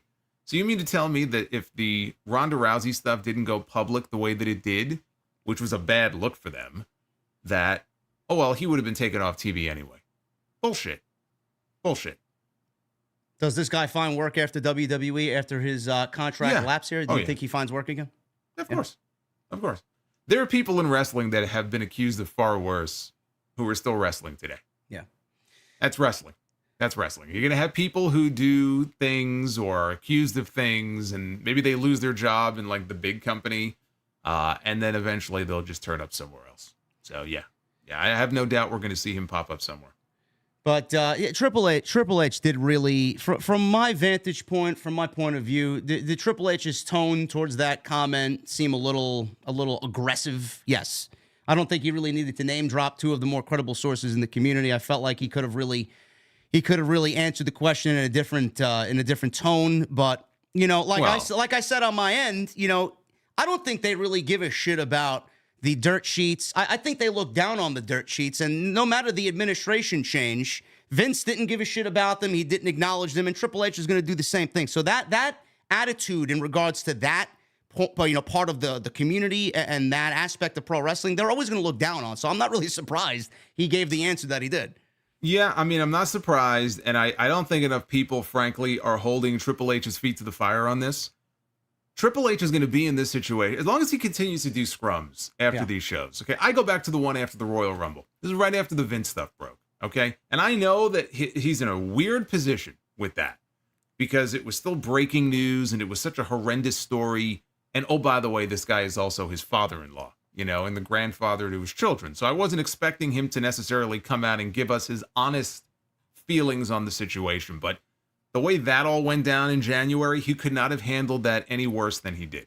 And I find it hard to believe that somebody in his position is not given media training to be prepared, or just knows, like, okay, these questions are probably coming, so I should come up with a good answer, like a good way to tackle it, even if I don't believe what I'm saying. Like, let me answer it in the best way possible. He looked terrible back then, and he didn't look much better here either. So he's not very good at this. And I don't know if, again, somebody has the media train him or he just has to come up with a different way of approaching these questions. I think him, and he absolutely did. I mean, they can deny it all they want to. But the way that he answered this guy's question, he took Fightful and he took PW Insider, which I don't understand because Mike Johnson was always on those like NXT media calls when Triple H was still running the show there. And he would always go to Mike first on a lot of the calls. So I know that he at least respects him or looks to him as a semi-legitimate source. I mean, he's a legitimate source, but he threw them under the bus. And then I see on, I think it was Fightful, saying that he heard from the company in private, apologizing and saying, oh, it wasn't meant that way. Well, he responded in the way that he did publicly. So if he's apologizing or the company is apologizing privately, that fucking sucks. Because if you think that you spoke out of line, if you recognize the fact that you basically maligned these two outlets for no good reason, when they really are two of the more reliable outlets in the entire community, I'm not saying that everybody will get every story right 100% of the time. They won't. But when it comes to wrestling news, Fightful is a legitimate, reputable outlet. PW Insider is a legitimate, reputable outlet. Of all the ones to bury and throw under the bus, those would not be at the top of the list. So I think what he did was fucking bullshit. And I think the fact that if that is happening, if he or people in that company are apologizing privately for what happened, oh, we didn't mean that. We didn't mean for it to come off that way. Well, you already maligned them publicly. So what does your private apology really mean? It's bullshit. You know, you should say something publicly. You should address it at the next scrum. So yeah. I thought the way he answered that question was terrible. And I just don't think, frankly, he's very good in these situations, and he's going to have to do better in the future. Well, yeah, now everybody's going to go and feel that Triple H is right, and they're going to look down on these publications or these outlets and thinking that they're not reputable, though they are. So he could have been the fix to that, but he opted not to. So I don't, like you said, I don't know what a public apology is going to do. I guess it's good for Sean. He got a public apology from Triple H or WWE, but what does that do to overall Fightful's face value in the eye of the general public? Nothing. Well, I think, right, it's going to do absolutely nothing. And I think the issue also is just with the way the guy asked the question. Now, maybe it was the way that maybe he had a difficult way of communicating it. I think it was a French reporter. I don't know what outlet he was with. But it seemed like Triple H went off when he brought up Ronda and like the sexual stuff. To my knowledge, I'm not aware of Mike or Sean tying the Ronda stuff into the reason why Gulak was released. So again, I think it could just be one big misunderstanding. But again, it just the way that they were thrown under the bus, I thought was totally uncalled for. And if you recognize that you made a mistake or if you have regrets about what you said, that's great. You should. But it doesn't do them any good if you're giving them a bunch of, DM or text message apologies when, however many people were watching that scrum saw you, fucking bury them like that. I think that's bullshit.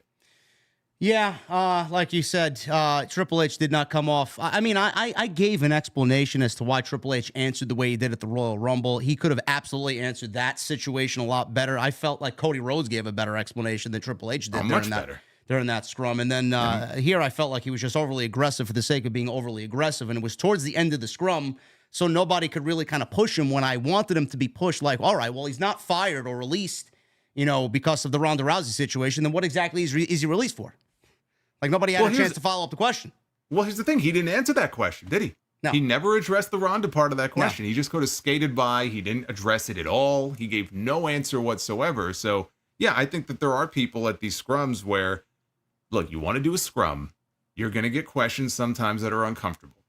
That honestly is the job of the media, if we're being honest here. Their job is to ask you uncomfortable questions. You may not want to answer those questions, but you're going to have to. Or you could just not do scrums. Because it feels like whether it's AEW or WWE, ever since they introduced the concept of scrums, which I'm not totally against. I like the concept of it, but holy fucking shit, some of these guys are just terrible. Tony Khan, you could put him in that category too. The kind of the non-answers you get to some of these questions. If you're going to do it, you need to be prepared to answer questions about certain things, and it just sometimes seems like they're just completely unprepared. And I sit here going, how did you not see that question coming? And that's the best answer you have for it? Yeah. It's almost like, then don't bother doing scrums if you don't want to answer some of these questions. Again, overly aggressive for the sake of being aggressive. Ronda has nothing bad to say about Triple H. She's said nothing but positive things about Triple H. So it's like, all right, just answer the question. Like Jason said, expect it to come. Have something in your head that you're going to answer this question the way you got to answer it and just move on. And he hasn't done that now twice. So to put him in the same league as Tony Khan via these scrums, it's not really a good look because Tony he's not a people person, and we don't want to be lumped into the same category as Tony Khan, talking to the public. So Triple H got to do better, I feel, for sure. Moving on with some of the moves that happened here. Gable Steveson, he was let go, and Gable Steveson, he captured gold in 2021 Tokyo Summer Games, signed with WWE that year, and the hype machine got really going when he was brought in, signed in, and everybody had these aspirations of him being the next Kurt Angle. So obviously that's never going to happen with anybody. There's only one Kurt Angle. His release was first reported by Dave Meltzer and Brian Alvarez of the Wrestling Observer. Steveson's career in WWE had a shaky start after initial reports stated that he had not shown the level of improvement at the Performance Center that higher-ups hoped to see. His debut match came at NXT Great American Bash in 2023, where he wrestled Baron Corbin in what was a critically panned match that was honestly fucking awful. It was awful. So following that, he completed some matches at NXT Live events. He worked dark matches on SmackDown before SmackDown on Fridays. And Steveson, now with his WWE career over, questions remain about where his future lies. Is he going to go back to the Olympics? Is he going to do MMA? We don't know. So Dave Meltzer mentioned Steveson being released on his platform, and he said, well, the timing of the cut is especially cruel because had it been a few weeks earlier, he could have competed in the Olympic trials, which, based on his 2023 performance, he would have been the heavy favorite. He would have been the favorite for either gold or silver in the Olympics this summer had he done so, but it's too late now to make the U.S. team, and Mason Parris will be the heavyweight in his place. Now, I know a lot of people are probably in the same camp as us, Jason. We don't really give a shit about Gable Steveson. I mean, he didn't really affect me in any way. I wasn't invested in him in any way, but I will say this before I give the floor to you. You know, when a lot of these talents come in, first of all, you know, I don't think people really grasp. You know, we are on the outside of the bubble looking in. We watch pro wrestling from a different point of view because we review it weekly. We analyze it differently than some of the casual fans do.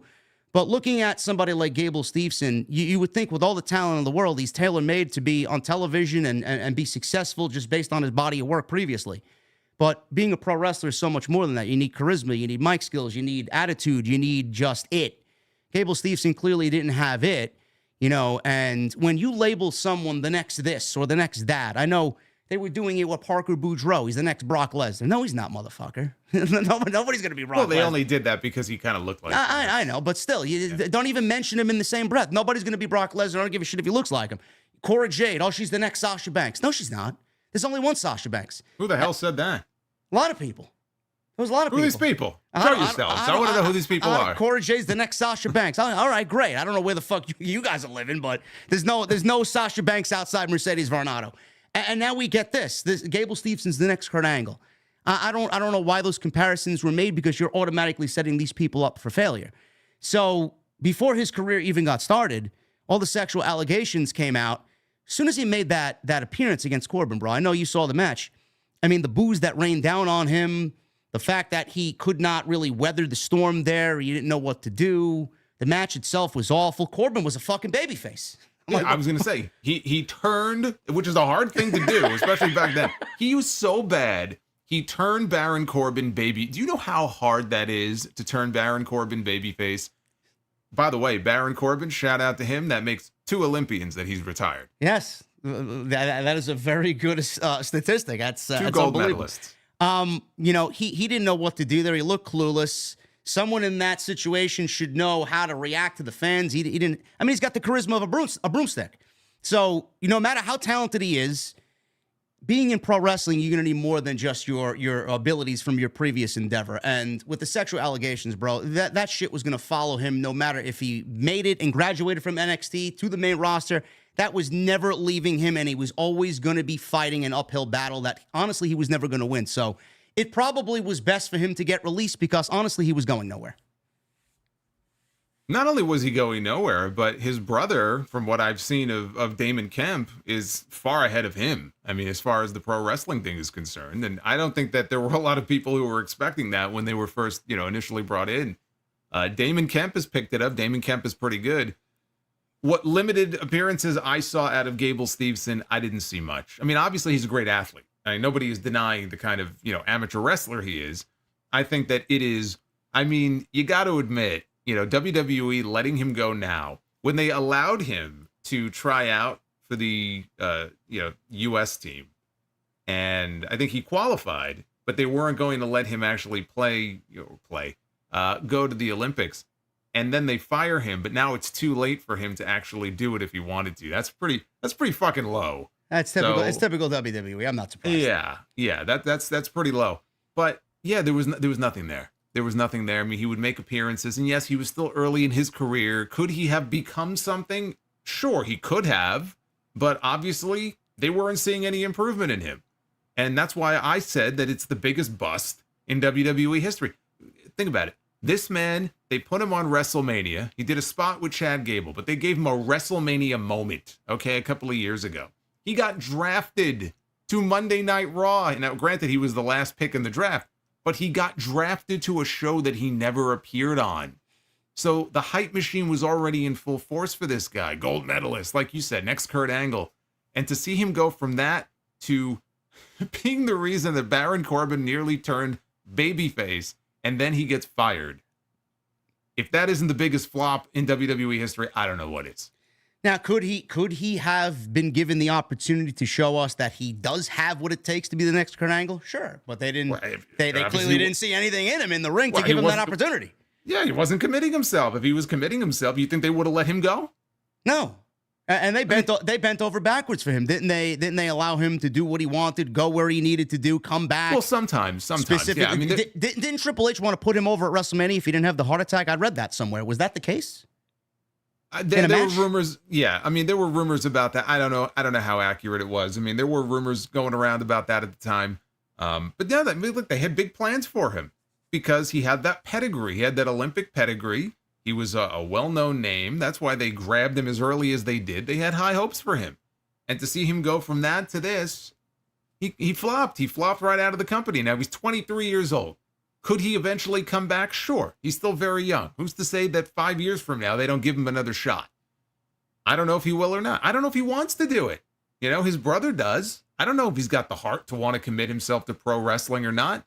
He's young enough where maybe he'll get a second chance. Yeah. But for all the hype around this guy and everything that they gave him in that small window of time that he was there, to see him now on the outside, just, you know, on a Friday, cut, gone, you know, that's the end of that. Like, it's a flop. It's a bust.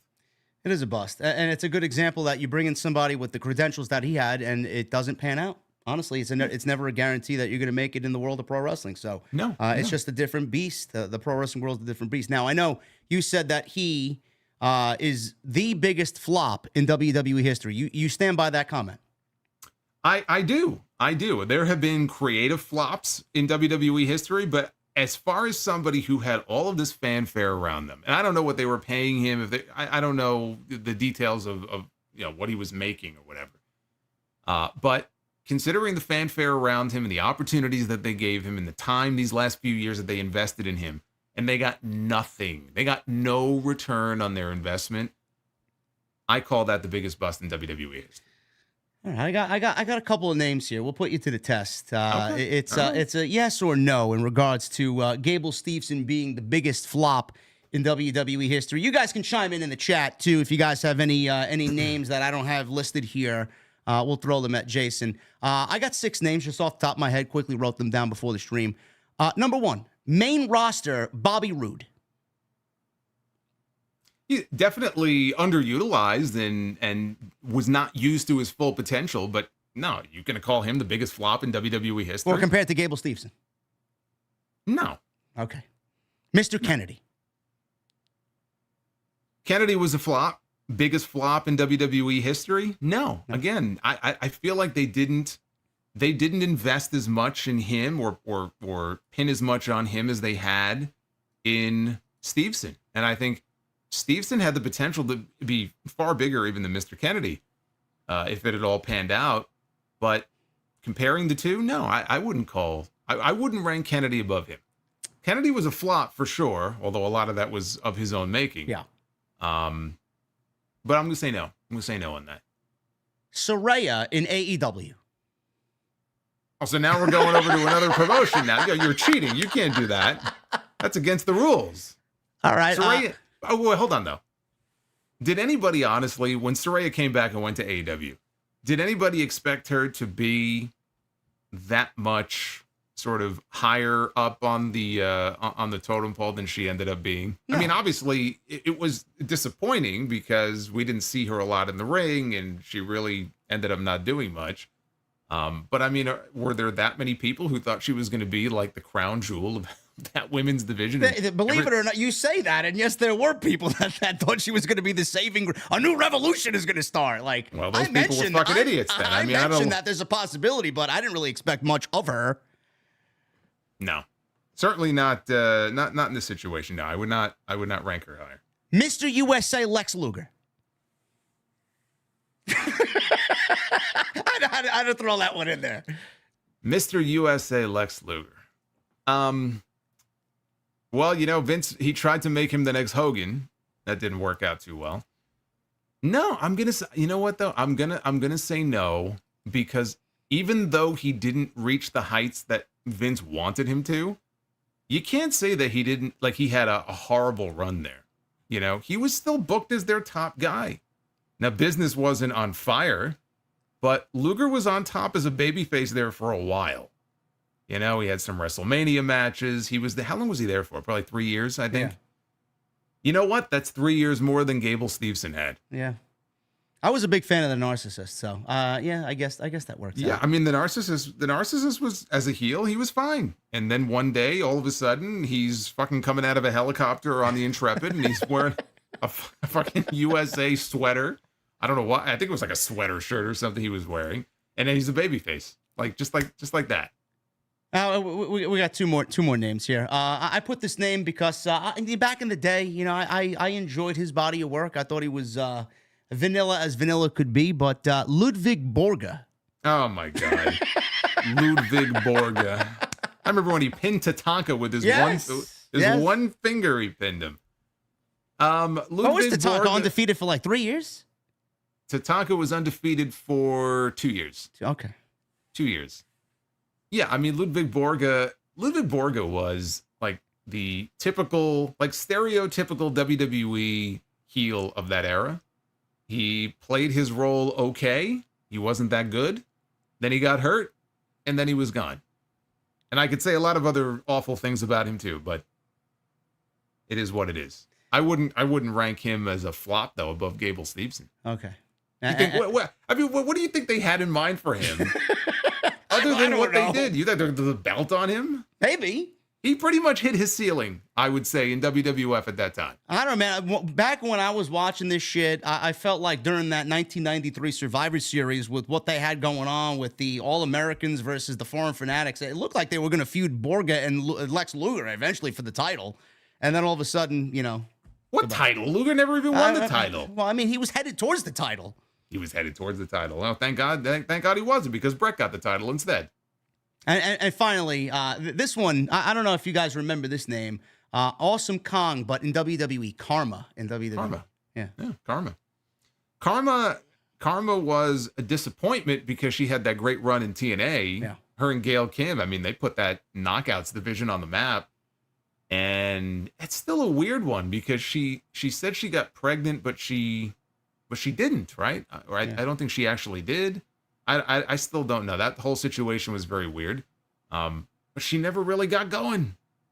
So am I supposed to say that she's a bigger flop than Gable Steveson? We got some solid names in here. Dr. Death, Tom McGee. Yeah, dude, there's flops and busts up and down the history of this company. Like, it's like Shelton Benjamin. Graveyard littered with bodies. Okay, I'm sticking to my guns on this, and I still think that Gable Steveson is the biggest flop. Now, if you want to get into storylines, we could talk about Nexus and the Invasion. That's a whole other story. But no, I mean, Gable Steveson, I think for what they wanted him to be, and for all the fanfare around him, like I said, he got his WrestleMania moment, and they tried with him. They drafted him to Raw, and then he never showed up because they realized he's not that good. He's not that good for what we want him to be, so we'll send him to NXT. He almost turned Baron Corbin. Yeah. I keep going back to this. He almost turned Baron Corbin babyface. Yes, the Baron Corbin that was legitimately channel-changing heat. So yes, that's it. Yeah. That's it. Like, argument over. I don't even know why you tried to debate me on this because you were not going to win. Well, it's the whole premise of the show. That's why. Well, okay, and I won. So all right, that's there it. You go. There you that's go. That's it. End of story. Moving on. In the sake of keeping things under 3 hours here, folks, because I know you guys can stay with us all night. I want to thank you guys for the 3,500 people in here.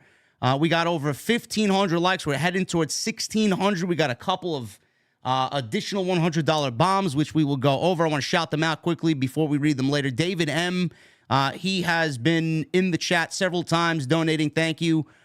David M's actually got 3 of them, 4 of them. You guys are crazy. Shout out to David. Yeah, it's crazy.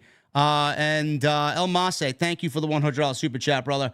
We are going to go over all your super chats at the end of the show. The chat is going so crazy. My PC's freezing up, and my YouTube is actually I can hardly down. keep track of what's going on here. It's crazy.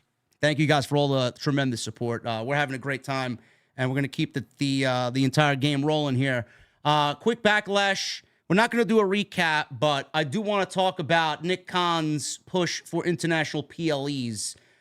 Clearly, Jason, we've seen WWE now take their Big 4 or Big 5 in the United States. Rumble, WrestleMania, SummerSlam, and Survivor Series predominantly going to be in the United States, and everything else really is going to be overseas or international pay-per-views or PLEs.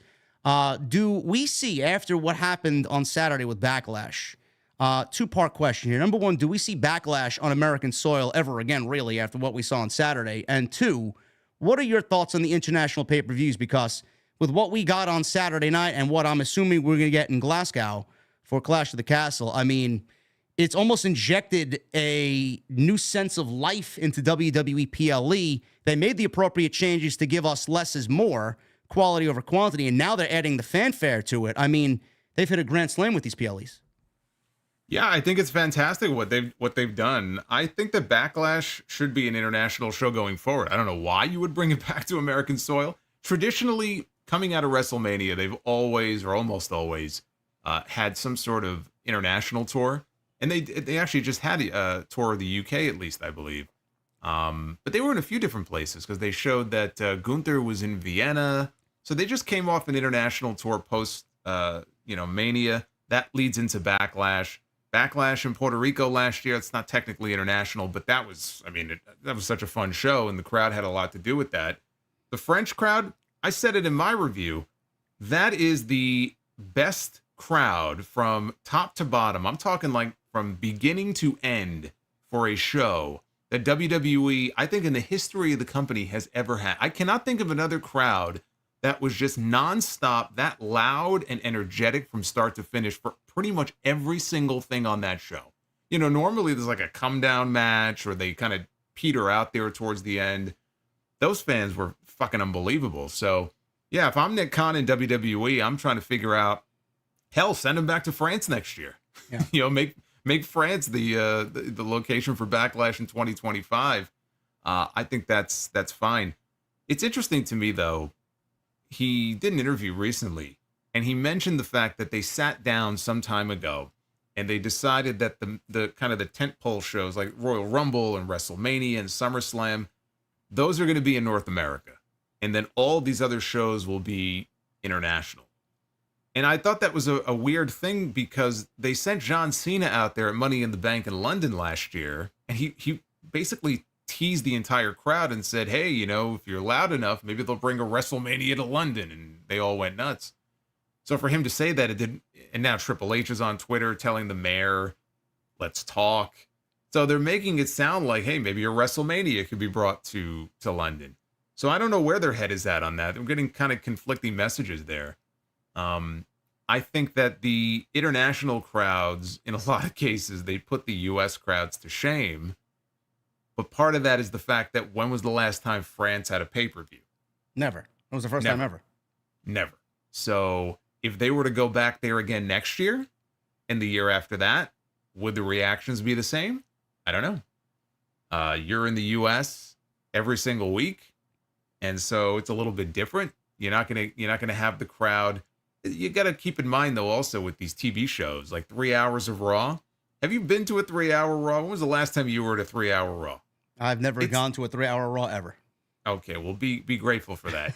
It's rough, okay? It's rough with the commercial breaks and everything and all the video packages. Like, it's a tough viewing experience, and it wears you down.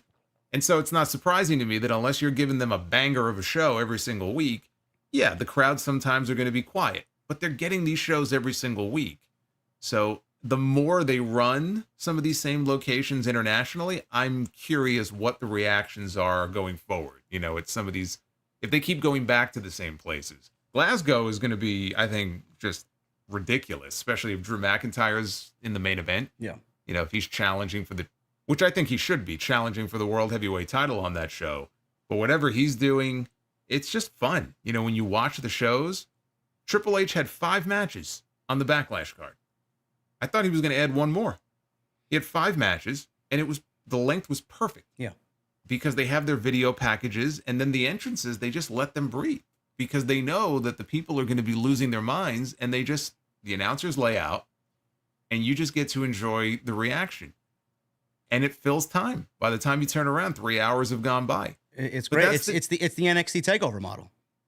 It is. And it worked for TakeOver, so there's no reason to think that it won't work here. But that's the key difference I see between WWE, the way that, Paul Levesque is doing these pay-per-views, and the way that Tony Khan does his. AEW puts on some tremendous pay-per-views. My biggest knock on them is that they're too fucking long. And he tries to put so many matches on some of these shows. He does a better job on some more so than others, but just it wears you down. And then the crowd, like if you're in one of the later matches in the card, it's like, good luck. By the time you get to like the main event, you got to have a hell of a match, I think, sometimes to get the people's, energy level up. I do think that sometimes, you can have too much wrestling on a show, no matter how great the wrestling is. So I like the fact that he keeps them relatively brief, but with them, it's all about presentation. It's about the entrances and the pyro and everything else. That's how it's always been with WWE. It's a model that works for them. And, Tony has a different model for his shows. Now, I've made mention to this with people that I talk wrestling with, and they're like, well, Tony will never go to the Triple H model of 5 or 6 matches because he's got a $50 price tag that he's got to adhere to via the cable companies and the streaming sites. I'm like, all right, so if we get 5 or 6 matches like we got with Okada and Pac, or Ospreay and Danielson, we get 5 matches that are that quality on the show, which we know that they could fucking sleep their way through. That's not worth $50 to you? Like, why do I need to see 12 matches on a show? So that I don't really understand. Now, Triple H, obviously, they're on Peacock, whatever the fucking price is. What is it, $11.99 now? They're raising their prices later this year. Well, it depends what tier. Yeah, it depends what tier. I mean, we're on Peacock, and we're on a monthly subscription service to Peacock to watch WWE Network. But why does Tony Khan feel the need to fucking wear us down by the time we get to 12 o'clock? Plus, we're content creators. I'm not going to really take that into effect because not everybody does what we do. But even a normal fan, 5 hours of wrestling with the pre-show is way too much. I've always felt like the quality over quantity, leaving people wanting more aspect is the way to go about it. Do you think that Tony Khan would eventually change over to that model, or do you think he's just going to stay with what he feels is working because everybody coins him Mr. Pay-Per-View anyway, and nobody has a bad thing to say about the 5-hour shows? I think he will if they continue to add pay-per-views. And so what I was going to say is I'm not saying that Tony Khan should move to the Triple H model of 5 matches or 6 matches. And part of that is also there is a price tag attached to it that a lot of the WWE shows don't have because they're on Peacock. But also they don't run as many pay-per-views as WWE does. They're not yet at the point where they're doing one a month. I think they're up to what, 8 or 9 now? 9 is the number, yeah. Okay. And they may get to a point where they have one a month, but they're not there yet. I think, 7 or 8 is fine. You can find a happy medium there without going to 10, 12, 13 matches. He'll put 3 or 4 on the pre-show. It's like he tries to, fit as much in there as he possibly can. And then when you have those 2 classic matches, by the time you get to the scrum, it's like, okay, this is, the best event we ever had. And maybe it was, but man, I mean, again, some of these shows, even if I wasn't a content creator, it would still be fucking long. So I think there's a happy medium there where 7 or 8 would be good. The more events that he runs, if he gets to a point where he can get these shows on a streaming service like Max, and if he wants to do one a month, you don't have to overload the shows at that point. If you have one a month, you can shorten them a little bit. And maybe part of it is that because they don't have that, he feels like to give people, the most for their money, he's just going to put as much on there as he possibly can. And maybe it's 2 or 3 months before they do another pay-per-view. But I think they're going to continue to add more, probably. And then we may see those, match cards come down a little bit. Yeah, I'm sure we'll talk about that in the future. I feel like them adding a show per month is probably best for the product because it keeps everything concise. Tony Khan's not having to worry about booking 12 weeks of shows. or Dynamite's collisions. He could stick to the 4 or 5 weeks, get everything a little bit more in everybody's face. Storylines can really come together. All in and all out is only a week apart. I don't know why he's continuing to do that, but the man is stuck in his ways. But it is what it is. Just a little news and notes here on what happened at Backlash, guys. First of all, Lyon, France was not WWE's first choice. They wanted Paris. So they got moved over to Lyon, France because of the Olympics taking place, and there wasn't a venue for them in the time that they wanted. So they had to move over to Lyon, France. And if you guys remember Backlash in Puerto Rico last year, there was a site fee of $1.5 million along with the $300,000 for the value of using the venue for free that WWE got. They didn't get none of that with Backlash. So I'm assuming that will definitely change next year if they want to bring another show back to that same area next year. But yeah, they were not given any site fees for this Backlash show. And as you guys know, Nick Khan and Triple H and WWE are basically having a bidding war with all these cities and countries to bring the product into the country, or, you know, like WrestleMania, Royal Rumble, SummerSlam. Everybody's bidding on WWE services. So apparently that didn't happen with Backlash. Moving on from that, one of the big things that happened on Backlash was Tonga Loa. He joined the Bloodline seemingly. We don't know until Friday what the follow-up is going to be. But he showed face in the great tag team match that opened the show. Solo and Tama Tonga against Kevin Owens and Randy Orton. Really, really great match. Great way to open the show. Probably some of the best 40 minutes that WWE's put on all year. One of the best openers to a pay-per-view they've ever had. Yeah. It was hot. The change to the no DQ stipulation was great because with the blood feud that we've seen boiling up over the last 3 weeks, I didn't really want to see them start the match with a fucking headlock. So I'm glad that they changed that. Tonga Loa previously worked for WWE, if you guys don't know, under the name Camacho from 2009 to 2014, where he was mostly used as a lower tier star. He had a run with Hunico as a tag team. There you go, if you guys didn't know that. Speaking on the Observer Radio, Meltzer did note that Tama and his brother signed with WWE simultaneously, but they kept Tonga Loa off of TV. So real quick, his deal and Tama's deal were actually together. The Tonga Loa thing, it didn't really get out because New Japan never announced it. They never gave him a farewell. So WWE obviously never announces anything like this, but this was not like something from the last 2 weeks. The deal was decided on months ago. So we now have Guerrillas of Destiny in WWE, Jason, and a lot of people are excited about this. I'm excited about it. And I know you mentioned something about Jacob Fatu potentially debuting. I thought along the same lines. We got the Bloodline member that nobody really thought of. We all thought Jacob Fatu. When do you think we see Jacob Fatu, and how is he going to be aligned? Because some people are telling me now with this new addition, with Tonga Loa joining Solo, that it probably makes a little bit more sense to see Jacob Fatu as a babyface joining Jimmy and Jay as they battle Bloodline 2.0. What do you think about that? Yeah, I mean, I talked about that very idea. You got to get Jimmy and Jay back together first. I don't know how serious Jimmy's injury is. I don't know how long he's going to be out for. I like the idea, because Jacob Fatu, you and I know, because we've called his matches in House of Glory. Yeah. You know, he was our champion for a while. It's fucking unbelievable. I mean, just people who are not familiar with him from MLW or just in general are in for a treat when they see him. It's gonna be the Ilya Dragunov thing. You don't know Dragunov. You didn't know Dragunov before Monday. When you see Jacob Fatu wrestle and see what he can do, you're gonna have your new favorite wrestler. You'll know him. You'll know him for sure. And so in MLW, you know, he was with this Contra Unit faction. I look at him as more of a leader than a follower. And so I like the idea of him being introduced on the, I guess you would say, babyface side. Also because if you look at the new Bloodline, you had Solo, you have Tama, and you have Tonga. And so you got your three over there. And you can have Jimmy and Jay, if, let's say they reunite. They need a third man. Fatu could be that third man.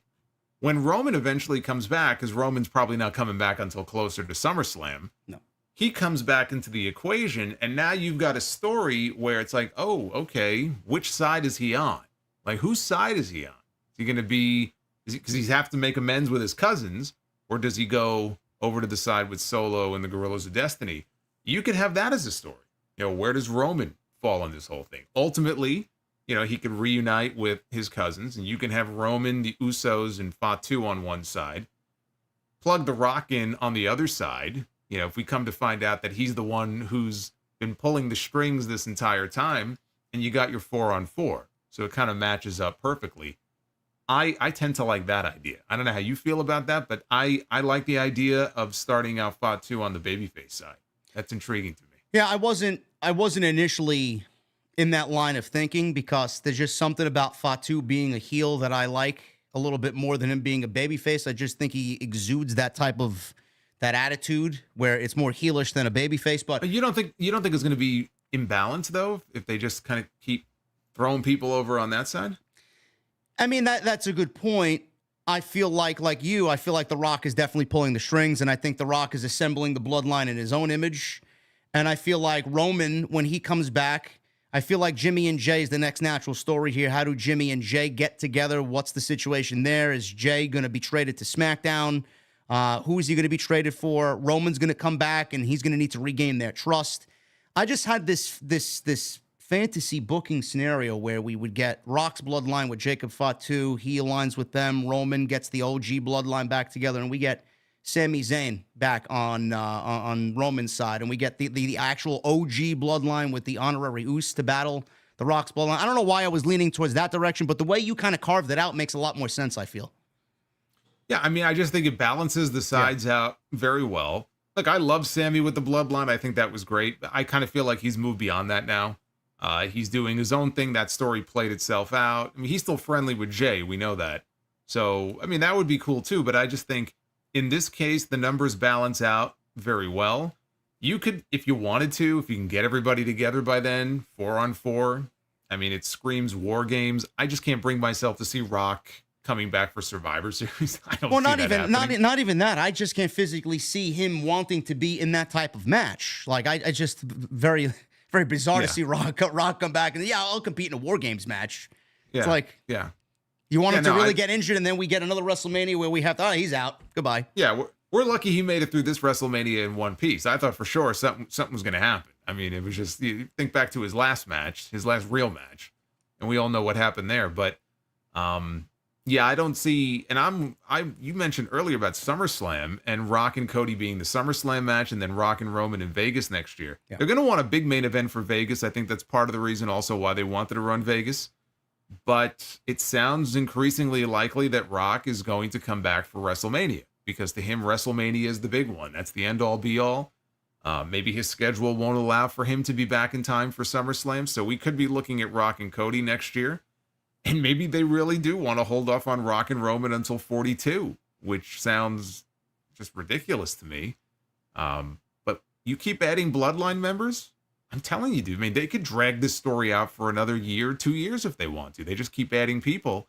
And I think that they want to keep the Bloodline going, milking this thing for as long as possible. Well, then it goes back to what we discussed earlier. They better be making some trades to kind of offset the fact that if Cody and Rock is happening at WrestleMania, we got to line him up with some top-tier challengers so that we can get him into WrestleMania, and then obviously beyond that, because I don't see him losing the championship to The Rock if that's the case. He shouldn't be losing the championship to The Rock at all. Rock does not need the championship. You mean that Rock winning the championship and then vacating is not a good creative idea? Oh, yeah, that's a wonderful creative idea. Yeah, I wonder who came up with that idea. I wonder if his name is Johnson, right? Last name Johnson? Ridiculous. Yeah, I saw that same report, and I just thought to myself, whoever came up with that idea, even if it was Rock himself, whoever actually came up with that idea should get their creative card revoked, because that is a terrible idea under any circumstances. You're going to have Rock come back, and this goes, I don't want to relitigate this thing all over again because WrestleMania worked out fine this year, but it goes back to the beginning of this year when he first came back, and he honestly thought, when he showed up on that SmackDown and Cody stepped aside, how could he not? He seems like a savvy guy when it comes to wrestling anyway, or he's still a wrestling guy. And I think he does pay attention to the product. He has to know, that Cody is over. He's the top babyface in the company. He just won the Rumble. It still blows my mind that he honestly thought that there would be no blowback or very little blowback to that move. Like, how could you misread the room so badly? But I could see, I'm going to come back. I'm going to wrestle Roman. And it makes me wonder if that was really going to be the plan. to have Rock go in there, beat Roman, and actually give the title up and go back to Hollywood. That would have been the absolute dumbest possible thing that Triple H could have done. And it worked out great in the end. But it goes to Rock's, if it's true, it goes to his mindset. It goes to the ego factor. I'm glad that in the end he did the right thing and he went heel, because it made for a better story. It made for a better situation. But holy shit. I mean, can you imagine? No one has beaten Roman. 3 years, 3.5 years. He's been the champion for that long. Rock just beats him for the belt. His first match in however many years it's been. And then the next night he walks out and says, all right, peace out. I don't want this. I'm out of here. I don't need this anymore. Is that the reason why he brought back the People's Championship at WrestleMania? Because he gave himself a championship to not really feel so bad. I can't win the one that I wanted, and I got to give myself a People's Championship so I look important. Is that the reason why he brought that back? He needs a belt. And not for nothing, I think the belt looks great. I think it's a cool looking belt, but it's like he's walking around with this belt that was given to him at the Hall of Fame ceremony. I mean, as if Muhammad Ali's widow, created it herself or something. And here, this is yours. I mean, they had this plan to create this belt for The Rock. And yeah, you know what? Maybe that played into it. Maybe he's not going to win the title. So we'll just have a belt made for him so that he can come out and have a belt slung over his shoulder. Look, dude, there's talk about when they eventually do the match, it might be title for title. They're talking about the people's title as if it's like the FTW title, like it's going to be defended. You know what, though? I'll tell you what. If that's what makes him happy, I'd rather he defend his belt. Because, again, there's no need to put the actual championship on The Rock, okay? Nobody is asking for this. I don't care if you... Nobody is asking for it. Nobody needs to see that. It would be completely counterproductive. I don't know. We'll see what happens. I feel like the shift from WrestleMania, Minneapolis to Las Vegas, I feel like it's just a better setting for Rock and Roman to happen in Vegas instead of it happening in Minneapolis. And then if we hold off on it, we're just going to end up right back where we started with Minneapolis. So I feel like the reason why they shifted to Vegas was because they wanted to get this match out there. I really hope that cooler heads prevail here. I feel like Rock and Cody would be a better main event for SummerSlam. I don't know Rock's schedule. I feel like that makes sense. And then we can shift Rock onto Roman. I think the long game, and I mentioned this before WrestleMania took place, I think the long gamer he was talking about was the story behind Roman Reigns, getting him to be the biggest babyface in the company. Because he's already a babyface. He's not even on TV for another couple of months. You already hear people chanting for Roman. We want Roman. I feel like that's where the story is going. That's the ultimate end goal. And The Rock being the final boss, I don't know why he would give up that character. I feel like this is going to be an all-timer gimmick for The Rock. I can't wait to see more of him with what he transformed himself into, coming from where we came out of the Royal Rumble into that spot where Cody willingly gave up the title match, and then all of a sudden we get the final boss. It was like, I don't know if it was, clearly it wasn't planned, but it was just the greatest pivot of all time. And it's like, I want to see more of that Rock. I don't know why. He doesn't need a championship. He doesn't need to deviate any way, shape, or form away from what he was doing. That's what people want to see. That's what drove people to watch the show. So to change that now and then be greedy, I don't know why he would take a chance and do that. He doesn't need a championship at all. It's about him and Roman. Stick to the plan. Yeah, and again, the heel turn was great. We got, the old music back and everything, and it's just, that's the right role for him. Like, that final boss character for where he is right now in his career is perfect. And you mentioned Minneapolis a little while ago. I'm not convinced that Minneapolis is getting 42. I think Minneapolis may be off the table as far as WrestleMania goes. There was a quote from, and I don't remember who it was. It might have been with the Travel and Tourism Authority there, when they commented on being disappointed about not getting WrestleMania next year. They didn't say, well, we hope to get WrestleMania in the future. I think they said something to the effect of, well, we hope that we can get a WWE event in the future. So that tells me the whole Minneapolis thing, those may have been negotiations that were happening pre-Endeavor, which I'm sure they were. And now with Endeavor, it's a totally new world, right? They wanted Vegas. They got Vegas. I'm not so sure that Minneapolis is going to get 42. I think they could be looking elsewhere for that. But I will say this, and it's kind of a cool thing. If you know anything about Nick Khan, he's been a wrestling fan for a very long time. He was an usher at WrestleMania 9. So the last time the WWE was in Las Vegas for WrestleMania, he worked the show as an usher. And so now look at the position he's in now as they bring WrestleMania back to Vegas. And you see, and I've talked about his ascent in this company since they brought him in 2020. It's only been a few years for him to go from where he was to where he is now, and Vince is out of the picture, and now he's the guy, like even more than Paul Levesque. It's been an incredible climb. I mean, I gotta look at it. Remember in Mortal Kombat, when you would beat one guy, it would show you the mountain, and you would move, your character would like move up the mountain to like the next character that you would fight in the tournament. He's Shao Kahn at the top. Yeah, he's outlasting everybody. My fucking God, I mean, he's moving up that list so much. Yeah, he's Shao Kahn and Triple H's Goro. Yes, right. Yeah, Shang Tsung or something. Yes. I mean, that's a great point. I mean, I love the aesthetic of WrestleMania 9 that you mentioned it. It wasn't really that great of a WrestleMania, but the aesthetics of it were great at Caesar's Palace. Well, you know what's funny about that, real quick. Like a lot of people crap on that and they call it the worst WrestleMania of all time. It's definitely not the best, and it is near the bottom of the list. It is not the worst WrestleMania of all time. I actually have a soft spot for that show. It's not worse than WrestleMania 11. No. I actually quite enjoyed that show. I thought a lot of that show was underwhelming. The card itself looked better on paper.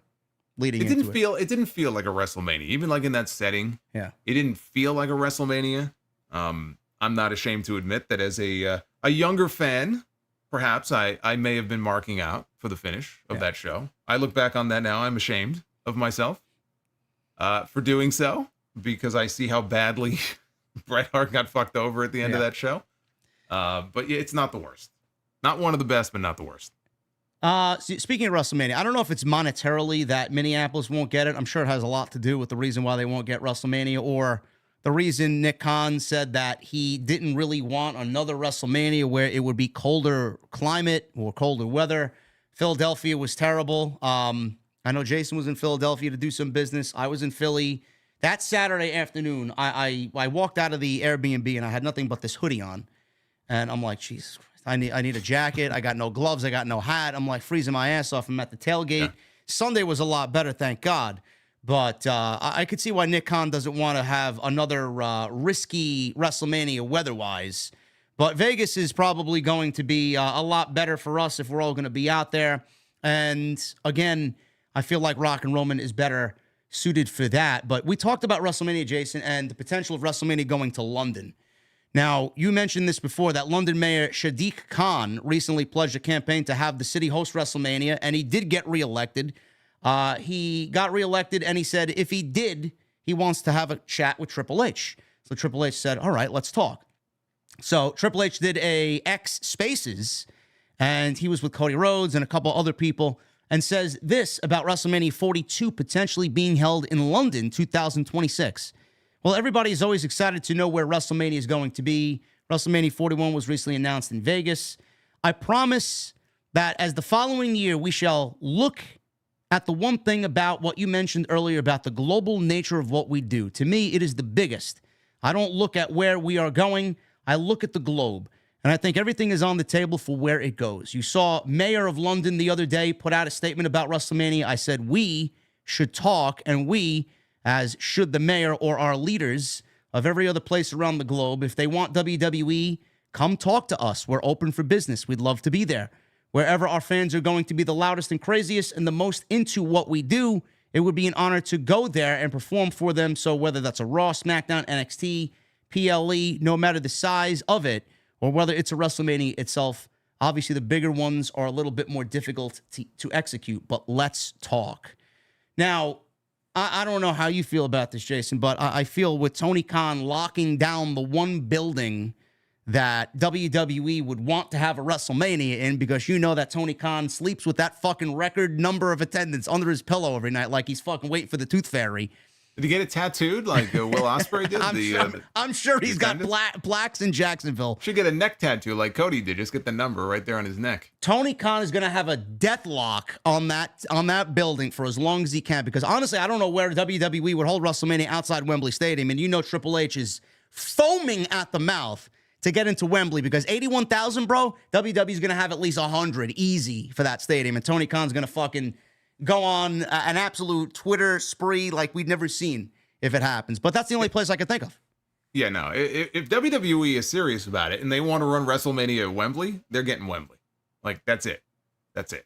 Like, they will do whatever. Like, believe me, I'm telling you, the city, whatever it takes to get WrestleMania over to London. And I'm with you. I mean, I don't know where else it would be if not Wembley. They will get Wembley if they're serious about bringing WrestleMania over there. Whether Tony Khan likes it or not, where else are they going to run it? I don't know. I mean, I think it's going to happen. Like you said, John Cena went out there at Money in the Bank and made that statement. I don't know why that happens if there aren't already plans or people in motion to talk about this. Yeah, I mean, why would you send him out there if you had no plans of bringing WrestleMania overseas and you really are like, no, we're not doing it. Logistically, it's going to be a nightmare. We don't want to do it. Why would you send John Cena out there to get everybody so excited? I mean, it's like kicking the balls. Unless there was something to it, and they maybe they do want them to come and have a conversation and say, hey, we're open for business. We'll hear what you have to say. And maybe there's an actual chance of it happening for 43, 44. I don't see it happening before then. No. I would think maybe 43 at the earliest. But yeah, I mean, it's to send John Cena out there the way they did at Money in the Bank and get everybody all hyped up about it, and then have no intention of bringing WrestleMania to London one of these years, maybe in the next 5 years or so. I mean, that would be a slap in the face.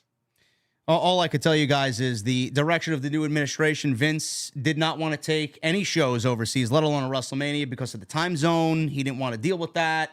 I don't know what the mentality outside that was. I don't think maybe he felt like a show like that or a show of that nature could air at 1 p.m. Eastern time in the afternoon. But Triple H seemingly doesn't give a shit about that. Nick Khan doesn't give a shit about that. If there's money to be made, they're going to go where the money is. And they're more open now than ever before, as you see with Saudi and Backlash and Puerto Rico and all these shows, that they want to be overseas. And a London WrestleMania at Wembley, like Jason said, I do think I think a normalized time frame would be in the next 5 years, we see WrestleMania in London. Easy. Yeah, I mean, I would be surprised at this point if it doesn't happen. But look, it's smart strategy and they've already been doing this for WrestleMania here in this country as far as the bidding that, different cities and states put in. But it's smart. It's smart to go to these international locations and they get paid to do it, or they get certain maybe tax breaks. It doesn't make sense for them to bring these big events over there unless they're going to get something out of it. So if there's money to be made, then it makes all the sense in the world that they would go down that route. Yeah. And guys, we're going to get into the King of the Ring and Queen of the Ring, and then we'll probably get into your super chats. I was excited about the announcement being made that King of the Ring was being brought back. I love King of the Ring. I know Jason's a big Bret Hart guy. Always stated that the 1993 King of the Ring is one of the top pay-per-views that WWE has ever done ever. And it's one of my personal childhood favorites. I always go back. My favorite pay-per-view. I always go back and watch it. Likewise, that ECW One Night Stand 2006. I mean, just things that never really left me as a wrestling fan. So when Vince was going to bring it back last year, and then it got axed, I knew why. And Vince was not ever a big fan of tournaments. As you guys can probably see, there was probably a creative war between Triple H and Vince. Triple H wanted it. Vince didn't. He axed it. They went in a different direction. Now, with Triple H completely in charge, we have both King and Queen of the Ring taking place on television. Now, with it being canceled last year, I know you mentioned, Jason, that you felt like it being canceled last year only for it to take place this year was probably the best move for it. Why do you feel that way? Because I think if they would have stuck to their guns and did the two tournaments last year, I don't think that it would have been set up in the way that it's being set up right now. I mean, look at the field that we have and look at the names, some of the NXT call-ups. So I think as far as probably the formatting of the tournament, some of the talent that's included in the tournament, I just don't think that we would be getting the same King and Queen of the Ring a year ago that we're getting now. Yeah. Now that we are fully entrenched, I mean, they can't shut up about it that we're in this new era, right? I mean, they have stuck his name on there. It is the Paul Levesque era, and they want you to know it. And it's, a whole different ballgame now. So now I think that, his attitude or his view of tournaments, I mean, tournaments have been done since the beginning of time in wrestling, and it was always said that Vince, like you said, wasn't a fan of them. The reason they stopped doing King of the Ring after 2002 was because the pay-per-view just wasn't doing well. You know, Vince saw the buy rates and said, okay, it's not doing as well. We're going to get rid of it. But I think that the King of the Ring, not just from a sentimental standpoint, but depending on what's on the line in the tournament, is a very good vehicle to have every single year. We have the Royal Rumble in January. The winner of the Royal Rumble gets to pick the champion of their choosing to wrestle at WrestleMania. I feel like, and I don't think he's doing it this way, but I feel like SummerSlam needs something like that. That's what King of the Ring and Queen of the Ring could be for SummerSlam, where you have the winner of the tournaments, they get to choose the champion of their choosing, and they go to SummerSlam, and they wrestle for the championship. That always made sense in my brain. I don't think that they're doing it that way this year because we still have some time until SummerSlam. I think that, let's say Gunther wins King of the Ring, if that's how it works out, or whoever, it could be anybody. They haven't really explained to us yet exactly what's on the line. Gunther made a comment in his promo a few weeks ago about how I'm going to pick the champion that I face. Maybe it's the Intercontinental. So does that mean the winner can challenge for any title they want on any brand? They haven't said. But in a perfect world, that's what King and Queen of the Ring would be. The winners get to pick the champion they face at SummerSlam, because I just think it would be nice kind of midway through the year to have something similar to what we have with the Rumble and then the road to WrestleMania. And it links them all together.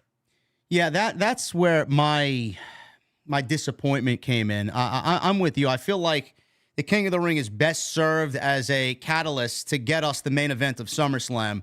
I'm glad that it's a pay-per-view, but they're adding the Queen of the Ring and the King of the Ring bundled together, and it's a lot difficult to do both tournaments on the pay-per-view like I had, wished that they did back in the day. You're not going to do two full-fledged tournaments on pay-per-view, so I'm all right with them doing the semifinals on the show leading to the finals on the pay-per-view, or just the finals, as long as the tournament, the body of the tournament, is fulfilling and it gives us weekly television that matters. Now, my problem with this is they just came out of Backlash.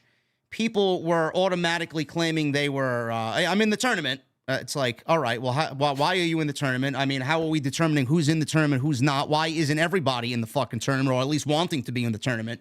So I would have liked to see a build or lead up, qualifying matches for people to get in. Then I'd like to see weeks of television like AEW did with the Continental Classic. I felt like what Tony Khan did with the Classic, it was some of their best television all year and made Dynamite and Collision actually watchable. They gave us a reason to watch weekly television. Stories were built in those matches. Matches that came out for those shows. They Say it louder, by the way. Say it louder for the people in the back who, I can't tell you how many comments I saw during the Continental Classic. Oh, it's just matches. There's no story. Well, they weren't watching the same fucking tournament we watching then. No, they weren't. But it's just like, oh, it's just matches. No I saw some of that last night on social media. Oh, I didn't like Raw because it's just matches. Well, I think that people have this warped view that like stories, they have to look a certain way when you can tell stories in a lot of different ways. That's what AEW did in a lot of ways with the Continental Classic. And WWE can do that here with the King and Queen of the Ring. Just because you have a bunch of tournament matches that take up most of your television time doesn't mean that there aren't stories being told. Yeah, I don't know why people thought that. I mean, the stories within the Continental Classic were great. I mean, did they follow up on them? No, they fucking dropped the ball on almost every one of them, but that's their problem. But what we got was great substance there, which led to the end of the tournament where Eddie Kingston beat Jon Moxley. So it was awesome. But what I feel like they should do here is give us at least everything time to breathe, make the television shows matter, instead of having everything just kind of come at us over the next 3 weeks, and then we crown a king and queen in 3 weeks. So my question to you is, do we need, just like the draft, need to change the way we envision the King of the Ring tournament? Because I feel like this just came about because Triple H wanted to do it, because it fits into the plans that he has going forward into the rest of the year, whether it's Dragunov or Gunther or whoever wins the tournament. I feel like he just rushed through it. But what I would like to see is them take their time with it. Maybe we get a G1 style concept. I can't see WWE adopting that. Though if they did, I could see them doing it even better than what Tony Khan did with the Classic if they really wanted to do that. How would you change it? Would you change it? What would you add to give it a little bit more oomph? I know there was no time limits last night. I would have absolutely added 15-minute time limits. I mean, bring us back the prestigious King of the Ring that was, instead of rushing through it. Yeah, and they did that for the first tournament. They laid it out where the first round had 15 minutes. I think the semis had 20, and the finals had 60. Yeah. I don't know if they've done that since, to be honest with you.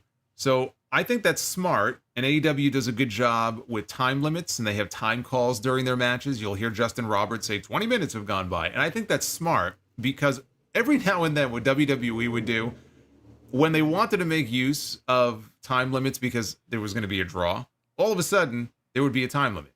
And it's like, oh, okay, this match is probably going to go to a draw. When do they ever mention anything about a time limit or anything like that? Like, they've done that periodically. So I think just as a matter of just standard course in WWE, there should be an acknowledgement of time limits in the match announcements. I'm not saying you have to have time calls interrupting the matches the way that AEW does. So, yeah, I mean, that would have been nice. I think that you could, and maybe logistically they just couldn't do it, almost flip the King of the Ring and Money in the Bank. Because to go back to my idea before, if this was a little bit closer to SummerSlam, then that idea would work that I talked about before, where you can have the winners challenging the champion of their choosing at SummerSlam. It doesn't make as much sense if you're doing King of the Ring in May and then SummerSlam is in August. Yeah. Money in the Bank is in July.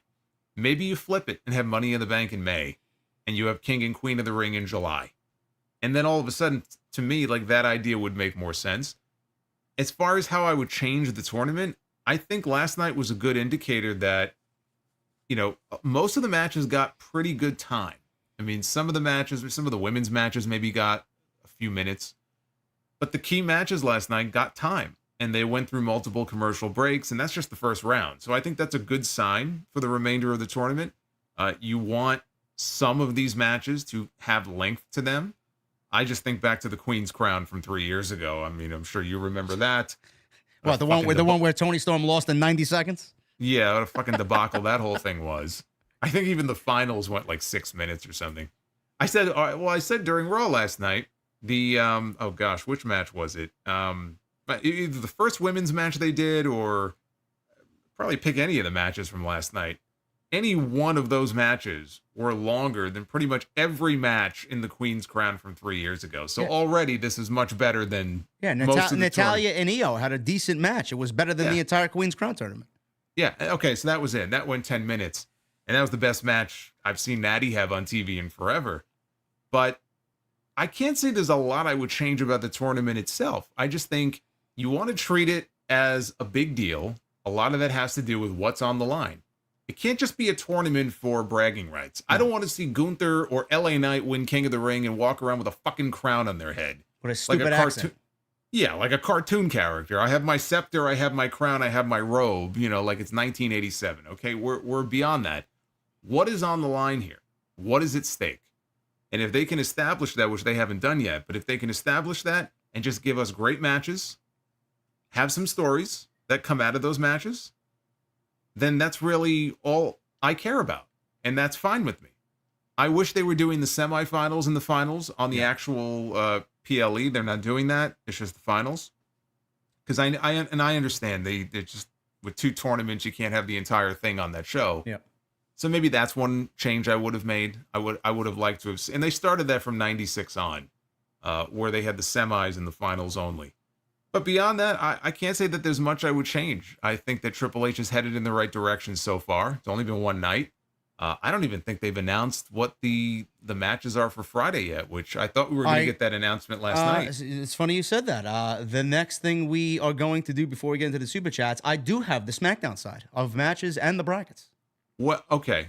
Well, on the women's side, I'm talking about. On the women's side, that wasn't announced. The men's side was announced, yes. Okay, yeah, the men's side I know about. Yeah.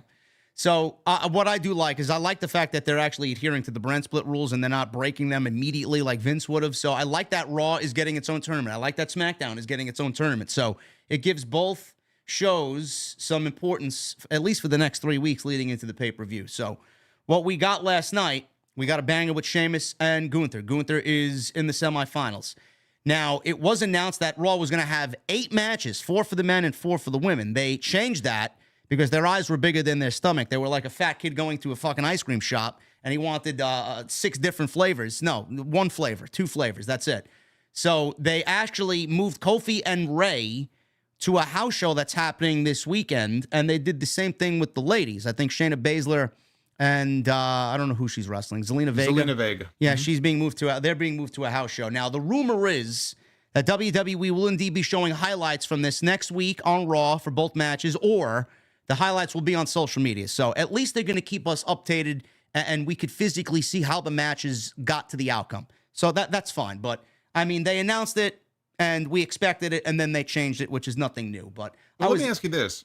Why wouldn't they take those matches after the fact? It could be the day after, and put them up on their YouTube channel. That's a good point. I don't know. Got 100 million subscribers on their YouTube channel. Yeah. I'm sure they're making good money from it. And I mean, it's not as if this is going to air somewhere else. I don't know why you wouldn't say, oh, if you want to see the match in full, it'll be posted at this time on this date on the YouTube channel. We get the more traffic on the channel. They're going to be filming it. I mean, that much is clear. Why not? I don't know. That's a good point. I don't know why they didn't really think of that in the moment, but they opted to just remove it from the show last night. But Kofi and Ray is the second match in the Raw bracket. Then we got Dragunov beating Ricochet, which was the best match of Monday Night Raw last night. Dragunov is a beast. Ricochet, I hope he has a fruitful 2024. And Jey Uso filled in for Drew McIntyre, who's still suffering with a hyperextended elbow. He filled in for Drew McIntyre and defeated Finn Balor. So right now we got Dragunov, Uso, and Gunther, with Kofi and Rey Mysterio needing to qualify. So I'll ask you, Jason. Who do you see winning Kofi and Rey to go one-on-one with Gunther? Kofi. You're going to go Kofi. I went with Rey because I think it's the more intriguing match, and I think we've seen Kofi and Imperium a little bit too much over the last few months. It is the more intriguing match, but the story they're telling is Kofi is going in there and he's trying to fight for his friend who Gunther basically annihilated. And so for Woods, he beats Rey, he gets the match with Gunther, and then he gets destroyed. I could see that playing out. We didn't even hear from Rey Mysterio last night. Who'd we hear from? We heard from Kofi. Yeah. Because Kofi, and they showed highlights of what happened to Woods. That's the story they're telling. So to me, it would make more sense for it to be Kofi. I could see that. Gunther, I think we are all in agreement here that Gunther's going to be in the finals. No matter who wins, whether it's Kofi or Rey, Gunther is going to blow right past them. He'll be in the finals of the Raw side. And Dragunov and Uso. I'm assuming that we go with Dragunov over Jey Uso. Yeah, and the way that Drew McIntyre was burning a hole through Jey, I wouldn't be surprised if he factors into the finish. So then the question remains is, does Triple H beat Ilya Dragunov in his third match on Monday Night Raw? Does he make a new superstar and have him beat Gunther in the King of the Ring, and he goes on to eventually win the entire tournament? What do we do when we get Gunther and Dragunov one-on-one? Because I didn't really anticipate seeing this match yet, but it looks like we're headed towards that. Not that I'm complaining, because I could watch them wrestle every week, but what's the right outcome here? Because I think everybody either had Drew or Gunther pegged to win this tournament. Now you're looking at Dragunov and Gunther, which is a very interesting aspect. And this is a true opportunity for WWE to solidify Dragunov on Monday Night Raw. Do they take that chance? Yeah, I mean, if it's me, Gunther goes over, and I don't think it hurts Dragunov at all to go in there to advance to that round. He goes in there. I mean, look, we've seen these two wrestle before. If Dragunov got himself over in one night by wrestling Ricochet, he's going to get himself that much more over by going in there. They give those guys 20 minutes to go out there. We know what they can do. They're going to go out there. They're going to have a war. Dragunov losing that match to Gunther, of all people, is not going to hurt him in the slightest. And the fact that they might possibly be doing this match this soon doesn't bother me at all. Because if they do it now, it does not preclude them from doing it again a year from now when Dragunov is even bigger than he is. Maybe at that point Gunther is world heavyweight champion, and all of a sudden it's a championship match. It doesn't hurt him at all. I think if anything, it helps him to go in there and have a competitive match with a guy who was booked as The Rock calls himself final boss, but I was calling Gunther the final boss long before Rock came back. Look at the run that he had. It doesn't hurt him in the slightest. So I'm not that worried if he goes in there and loses. It also ties into what's at stake here. You can say, oh, well, Dragunov can pull off the upset, beat Gunther. But if the winner of the tournament, if he's going to go on to win the entire thing, is he going to get a world title match? You don't think it's too soon for that? Or Dragunov getting a world title match? No. It's, course it is, yeah. it's way too soon for that, yeah. Yeah. So, no, him going in there and losing to Gunther, I think, is fine. All right, so let's say Gunther's in the finals on the Raw side, which I'm in agreement with you. I think he's going to advance there. Then we look at the SmackDown side, which is a little off-putting here because I figured AJ would be going up against Cody. He's actually in the tournament against Randy Orton. So AJ versus Randy Orton's taking place on Friday night. Then we got Baron Corbin, Carmelo Hayes. LA Knight goes one-on-one with Santos Escobar. And then Bobby Lashley will go one-on-one with Tama Tonga, who's in the tournament. So how do you see this playing out? Styles or Orton? Orton. Okay. I could see that as well. Orton is in the semifinals. Baron Corbin, Carmelo Hayes. I think we're in agreement that Carmelo Hayes is going to advance. Well, okay. So I was going to ask you that because I don't have the bracket in front of me as far as like who wrestle the match where the winner will move on to meet the winner of Orton and Styles. That's the Corbin Hayes. Yeah.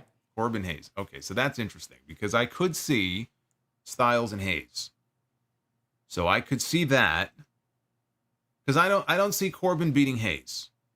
So if Hayes moves on, I still feel like Orton is the better choice, the more likely choice. Yeah. So I think we're looking at Orton and Hayes. Okay, I'm in agreement there. Orton Hayes semifinals there on SmackDown. LA Knight versus Escobar. I'm gonna go with LA Knight. No reason why he doesn't advance. No. Okay. So LA Knight, and then Bobby Lashley, Tama Tonga. That's probably the most unpredictable. Actually, maybe it may not be the most unpredictable because Bobby Lashley needs a victory. I don't see him beating the newcomer, who's in the biggest storyline right now in WWE. I'm gonna go with Tama Tonga winning that. Yeah, because I think Tama Tonga against LA Knight is probably the match that makes more sense for the next round. So I'm with you on that. So then we're looking at Orton and Hayes. Hayes will get a nice rub from Orton, but he's not going to beat Orton. I think Orton will be in the finals here on the SmackDown side. Then we got LA Knight and Tama Tonga.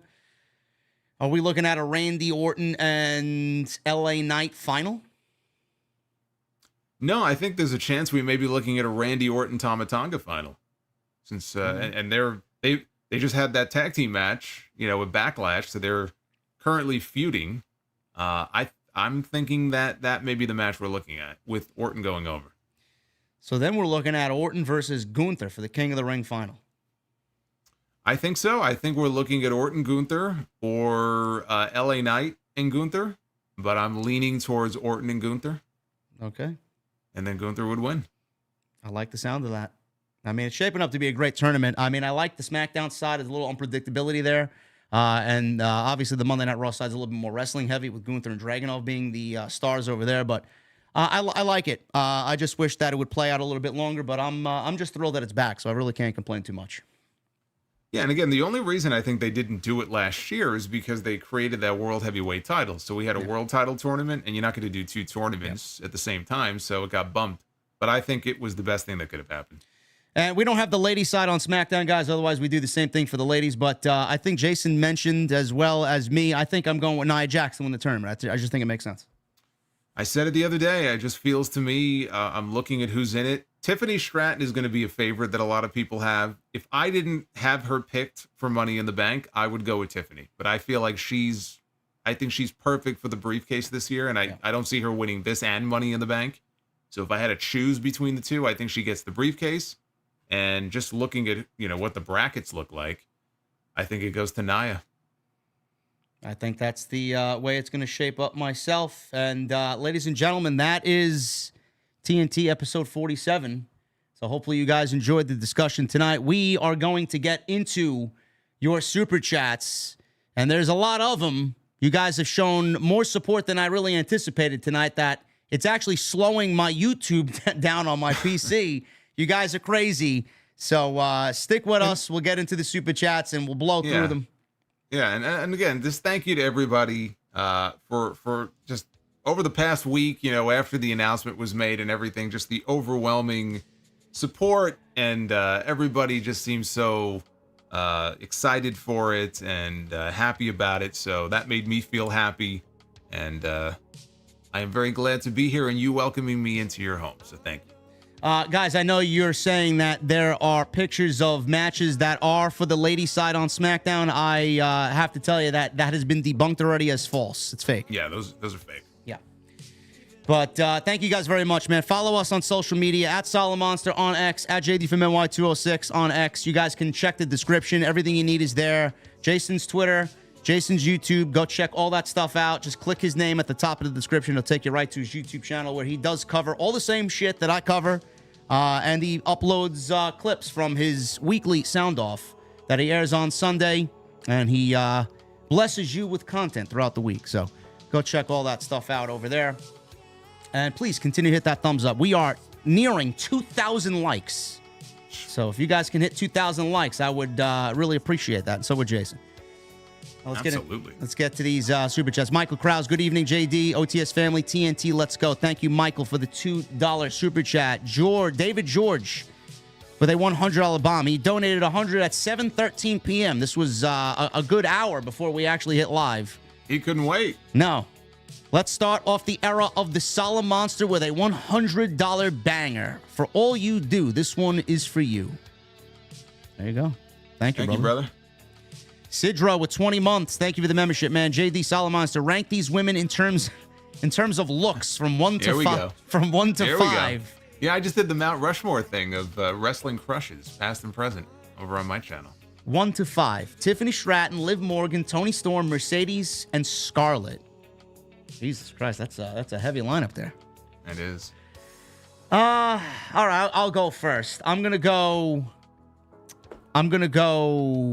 Scarlett, Liv, Toni, Mercedes, and Tiffany.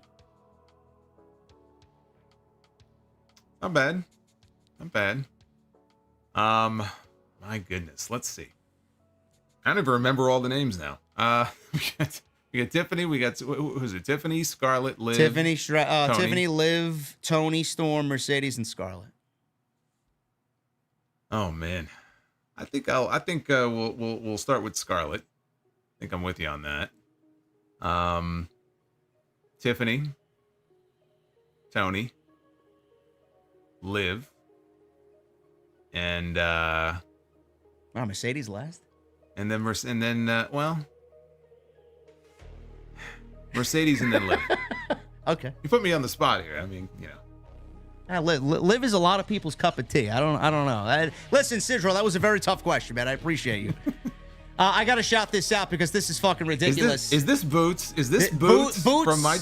With a $500 super chat. Holy shit. On TNT episode 47 for the Solid Monster and JD here. Oh my goodness. You know, Boots is always, he never know when he's going to show up. Like over on my channel, he'll come out of nowhere and he'll drop a bomb on your head. But that one I did not see coming. That is ridiculous, guys. I love the energy, and thank you for the support, man. I don't really know what to say with shit like that when it goes down. I don't have any nuke alert sound effects, but Boots. I was gonna say, you got to mod me so that I stand out in the chat here, because I'm gonna post a thank you message here. Where are you? I'll mod you now. I got it on a 30-second delay in the chat. Yeah, well, the chat that just so you guys know, the chat that I see is like it's crazy. I had to on put a 45-second delay. I'm like behind here, so. Sidro, thank you, brother. There he is. I'll my fucking computer. Add as moderator. There you go. There you go. So you guys will see me in blue. Yeah. From now on. Sidro, thank you, brother, for 20 months. Vincent Tarantini with 24 months. I will now speak into my golden microphone. Acknowledge the #1 guys in the IWC. Thank you, Vincent. I appreciate you, brother. Francis Loop with a $10 super chat. The way the draft should have happened is that 100% of the roster should have been eligible minus champions, of course. That was a great change from years prior. We did not mention that, but that was excellent. Then Nick Aldis and Adam Pearce should have been front and center, not the Hall of Famers. Yeah, I didn't really care for everybody else that showed up. But listen, man, a Teddy Long appearance is something I'm not going to complain about. Yeah, I just think if you wanted it to be more like a real draft, you should have had the GMs more visible than they were. Yeah. Francis with another 10. Then SmackDown should have chosen CM Punk as their first pick, and then Raw would have chosen the Bloodline. That's an unpredictable draft. Raw is 3 hours, plus the entire women's tag team division on the show. Brother, SmackDown wasn't going to get CM Punk because he's feuding with Drew McIntyre. He stays on Raw. I get what you're saying, but that was never going to happen. David Thiering with a $100 super chat. Allow me to follow David George's bomb with a bomb of my own. Amped up for this event tonight. Let's keep the bomb party going. JD and Solomon, so bring the heat like I know you both will, and let's have a great discussion, debate. Cheers. David, thank you so much, my friend. Hopefully you and everybody else enjoyed the show tonight. It's only the beginning, man. Quizzical one with a $4.99. Two of New York's finest joining forces. This isn't much, but I had to show my support. When does Gunther win the top championship? Because it's when, not if. It's a good question.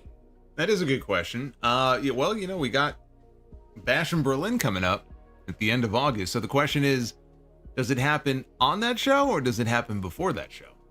I think it happens at that show. I'm thinking the same thing. It's a matter of when. I can't wait till when. I think he's great. Yeah, and so to go back to the King of the Ring, if he wins, and let's say he gets a world title opportunity, can he hold on to it and then sort of cash in, you know, in advance, but like cash in on it later in the summer? Doesn't have to use it right away. Yeah. We got a 24 months from Baby Shaq, JD, and the freaking Solid Monster, baby. Been waiting for this. Team Hog. Thank you, Baby Shaq. Thank you. We will be back at Hog on May 24th. The War Within. Matt Riddle will be there. Bro. War Within. And AJ Francis. And AJ, yeah, I know. Your favorite. Yeah, I know. He doesn't like me too much. We'll see. I can't imagine why. I did have a few words with him at the tailgate at WrestleMania. We, I think, squashed the beef. He gets why I do what I do, and he understands, and we'll see what happens. We'll be calling his match, man. We got to put him over. So, Fire Panda with $27.99. JD versus Solomon. No DQ match at House of Glory. When? And shout out to Fire Panda. Listen, Fire Panda. My job is behind the microphone, man. I'm not getting in that ring. Well, I'm the commissioner. Since I'm booking the matches, I'm going to say no. Hollywood Guy with a $5 super chat. Wow, what an opening. It's fire. Raise your glasses for the real Tuesday Night Titans. Long live the A-Team. Thank you, Hollywood Guy. I'm glad you guys enjoyed the intro. DV8 did an unbelievable job. It took 4.5 months. Swanton with a new membership. Thank you, my friend. Phantom with a $100 super chat. Just here to keep the bomb party going. You are absolutely generous, Phantom. I appreciate you, my friend. Tony Brown with a $4.99. Love the new design, young man. More reason that I'm proud to be a VIP. Thank you, Tony Brown. Dark Effect with a $20 super chat. I've been looking forward to this all week. I absolutely love what both of you bring to the table. JD with your energy and passion, and Solomon's incredible wrestling knowledge and wrestling mind. You guys are incredible. Thank you, Dark Effect. I appreciate that, man. Thank you very much. Hunter's Hybrid Media with a $2 super chat. This is a dream match. Well, I'm glad you guys think so, man. Thank you for being here. Adam JD519 with 2 months. My favorite two wrestling podcasters joining forces. Mega Powers joined forces. For much love and appreciation to both of you.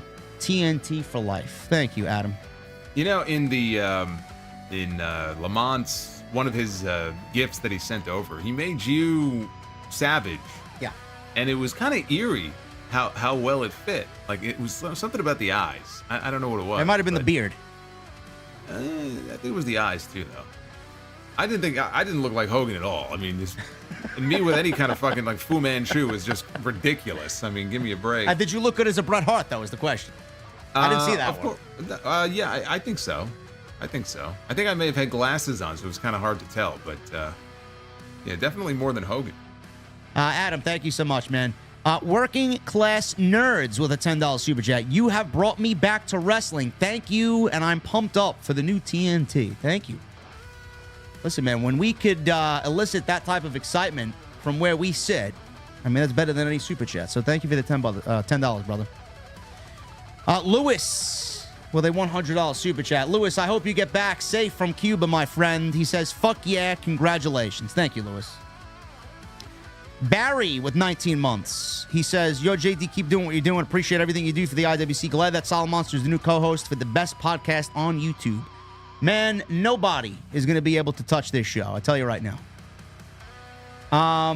PMAC with a $5 super chat. Tuesday and Wednesday nights are on fire with 3 of the best in the community Do you guys see Jacob Fatu joining Roman's side of the bloodline? PMAC, we did talk about that.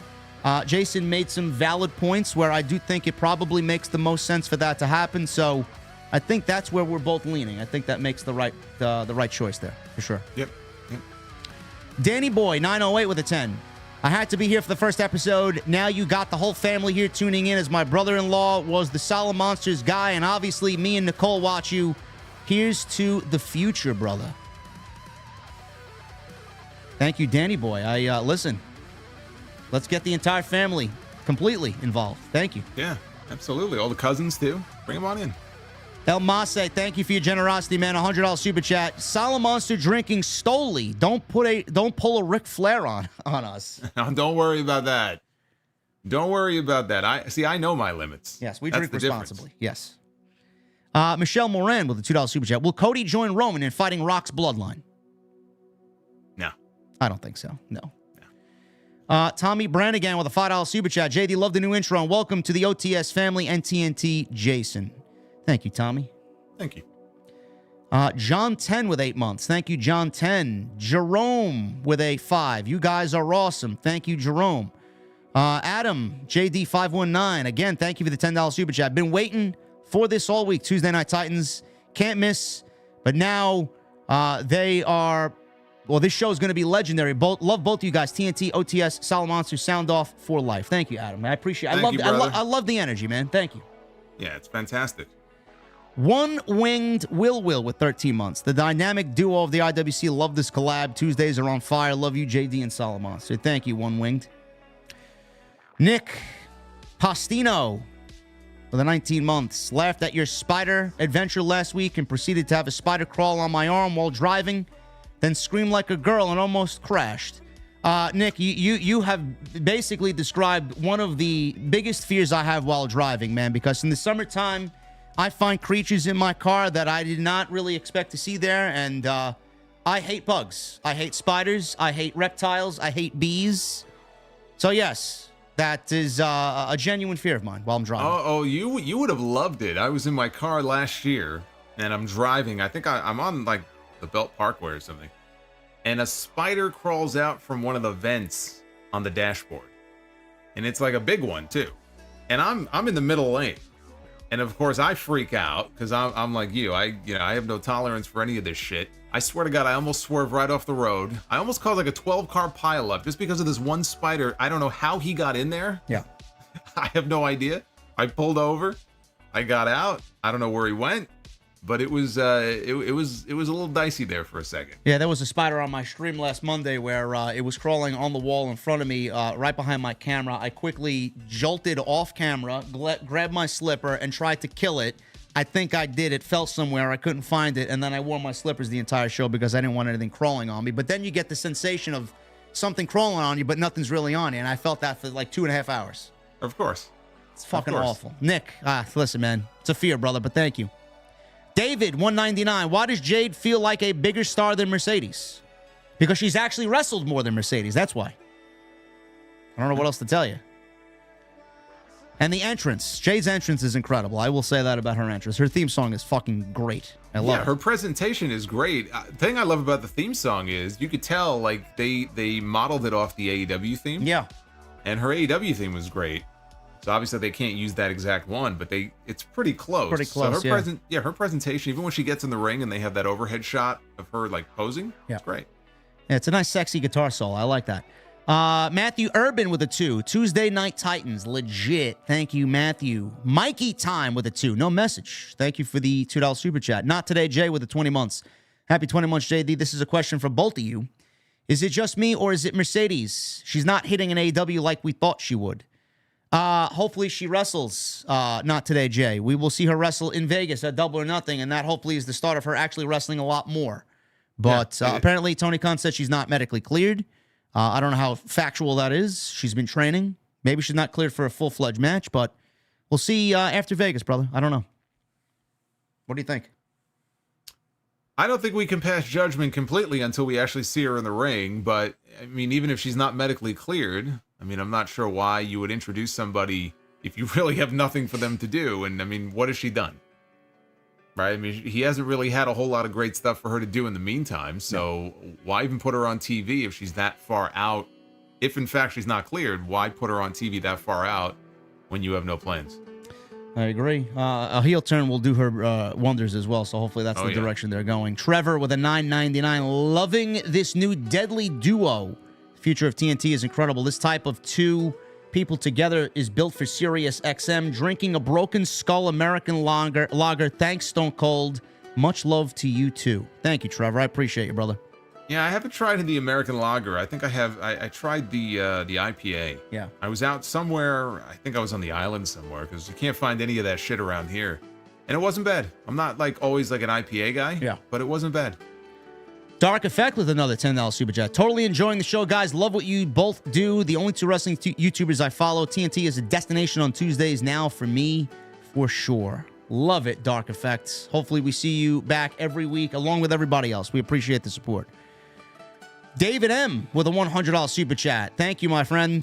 First show in about a week. Second, I get in and I see JD with a twinkle in his eye like Elizabeth at WrestleMania 7. Glad to see you happy and excited with your new show. Listen, brother, this show does not happen without you guys, and the co-hosts that I had previously to fill in were fantastic. There was nobody better to fill in this seat than Jason, so I'm just glad he's here. Thank you, David. Tay with a $4.99. Love listening to you guys every week. You guys got the best shows in the IWC, now the best duo in the community. Thank you, Tay. Tone C with a $2 super chat. Oh my God, we're only an hour in. Yeah, we're well past an hour now. David with another $100 bomb, and he follows it up with another 100. 200 for David. David is a fucking savage here. Fucking beast. Problem with the Wyatt family and The Fiend is that he was a character without a character counterpart, i.e. Undertaker. Didn't really take off until Mankind showed up in 1996. A character needs another character across from them. That's a very good point. Undertaker and Mankind is one of my favorite feuds ever. I think Mick Foley's probably, in my opinion, Undertaker's greatest rival. Bray Wyatt didn't have that. I think the closest thing that he had to that was Bryan Danielson, and we didn't see enough of that.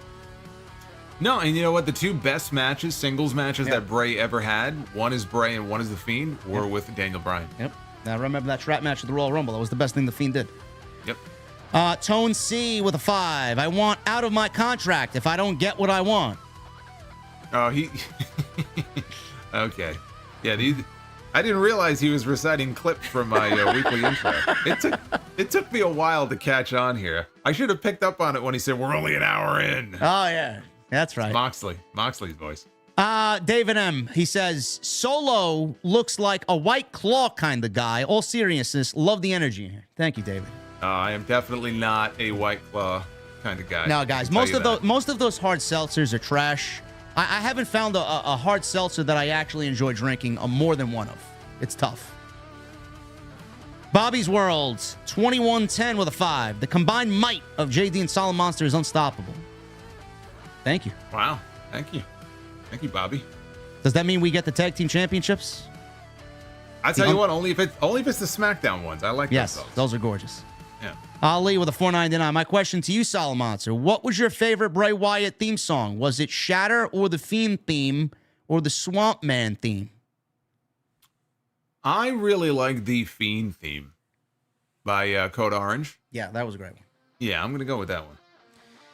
Alex Smith with a $50 super chat, celebrating 3 months of sobriety by watching the best duo in the business. I've been listening to both of you for years now. Much love to you both. Alex, first off, congratulations on being 3 months sober. I know I've been very open about that with my side of the family. My mom and dad suffering through alcoholism. Our great friend Mike Santana is celebrating a year plus of sobriety. He lost his father due to that as well. Shout out to Mike Santana. We love him. Congratulations, brother. Keep that up. That's the best thing to hear, possibly. Honestly. Love it. David Ma with a $6.99. Even with the ironclads, Tony can still strip EVPs of championships, as he did with the trios titles. Why not the tag team titles at the very least as punishment? Listen, brother, you're preaching to the choir here, man. I don't know what else I could explain to you or complain to Tony about. Just enjoy the show, man. Don't complain. I will say though, because we didn't talk a lot about AEW tonight, but they did announce that on Dynamite tomorrow, Kenny Omega is going to have another announcement, like a major announcement.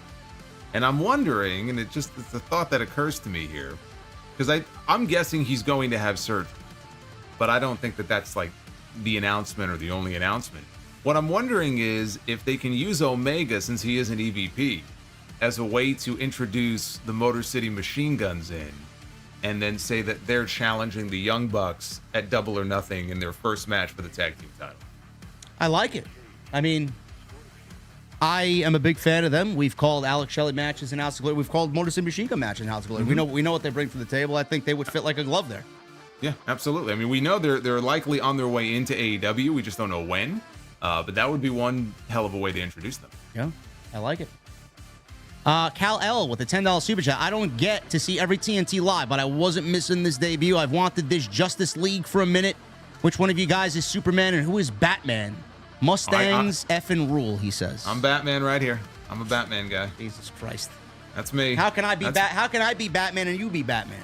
The whole theme of the intro and the venue is Dark Knight. Well, I'll tell you what, that you could be Adam West Batman. There you go. Okay, Fine. and I'll be Michael Keaton Batman. How's that? Can I take Christian Bale Batman? Only if you don't talk like him. Jesus Christ. Where is she? Fire Panda becomes a new member on the channel. Thank you, Fire Panda. Appreciate that. Rich Mulatto with a $1.99. Your show makes me happy. Your show makes me happy in my pants, he says. Listen, brother, keep it in your pants. It's a little TMI.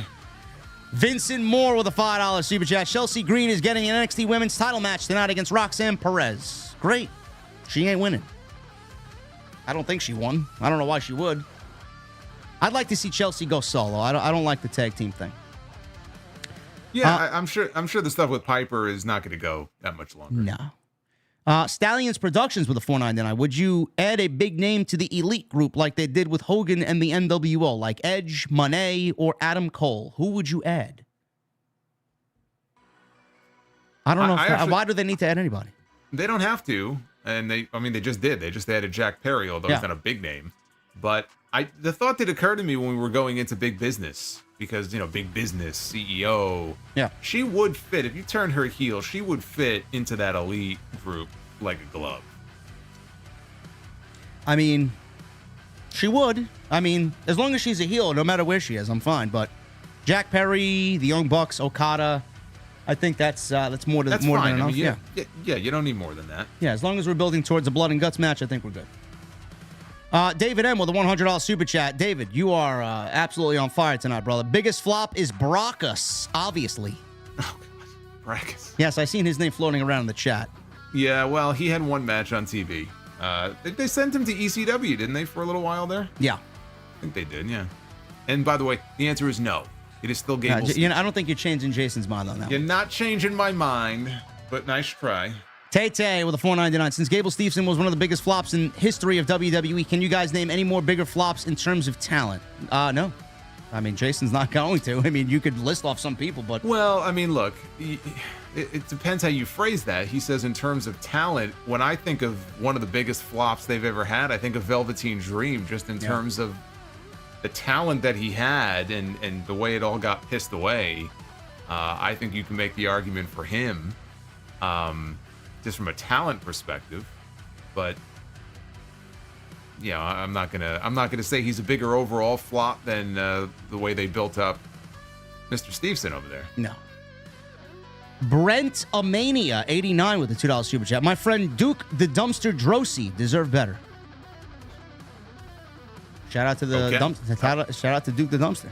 Okay, all right. Thank you, Brent. Furious Nation with a $4.99. What's up, JD and Salamonster? Tuesdays in TNT truly are Titan. Thank you, Furious. Appreciate that, brother. Jose Perez with a $9.99. JD and Salamonster, been waiting for this union. I began with OTS, then Salamonster became my side piece. LOL. You guys seem cut from the same cloth when talking about pro wrestling. Here's to many more, guys. Thank you, Jose. Thank you. Midmo Smark, Jeremy Lewis. What's up, brother? $20 super chat. JD and Jason, it makes me proud being a part of this specific community to see you two joining forces. Anyone aware of your cohesion on Hog sees this as a match made in heaven. Love the solid consistency with this duo. Cheers. Thank you, Jeremy. Thank you, man. Edward Payamps with a 5. I rarely super chat, but my 2 favorite wrestling podcasters in the show is effing awesome. Thanks for making this happen, guys. Cheers. Edward. Hopefully we see more of you, brother. Thank you. Yeah, well, that's what we love hearing. As long as you guys are loving it, we love the feedback. Drew Johnson with a $20 super chat. Monster is the GOAT and a huge HBK fan. Love you, Monster. Support the GOAT. Sorry, JD. You don't got to apologize to me, brother. Well, Drew... Okay, so Drew is a huge Shawn Michaels fan, and he gives me shit being a Bret Hart fan, but Drew is Drew's family over on the other channel. So, Drew, I love you, brother. Furious Nation with a $4.99 and a $1.99. He says, also, Monster, welcome to TNT. I'm a big fan of your work, just like JD, and have watched your show since 2018 when you ripped the 11/26/18 Raw. Oh, God. What was that again? Raw. Do you want to refresh my memory on that one? Yeah, what it was the worst Raw of all time is what that was. I honestly, as I sit here right now, I don't even remember all the specifics of it. I just remember it was so horrible. I think the video that I have up on the channel on it has 100 and something thousand views. It's got a thumbnail because one of the New Day members, it might have been Kofi, was holding up a sign that had like a garbage can on it, and I thought that's the perfect thumbnail to describe this episode of Raw because it was trash. And if you think back to that time period, 2018, 2019, Raw, oof, that was pretty brutal. There's a lot of terrible Raws. Holy shit, I got to go back and reference that later. Yeah, but those were some of the dark days. Furious also says, thoughts on WWE possibly doing a PLE in Italy. That has been discussed, and we may get that next year. As Triple H has stated, Italy is definitely on the radar. Yep, I think we're going to get it. Phil with a $9.99. Is it a possibility with the new rosters and the shows looking different with the GMs of Aldis and Pierce to do brand-exclusive PLEs again? The big 4, 5, 5th being Money in the Bank could be dual-branded.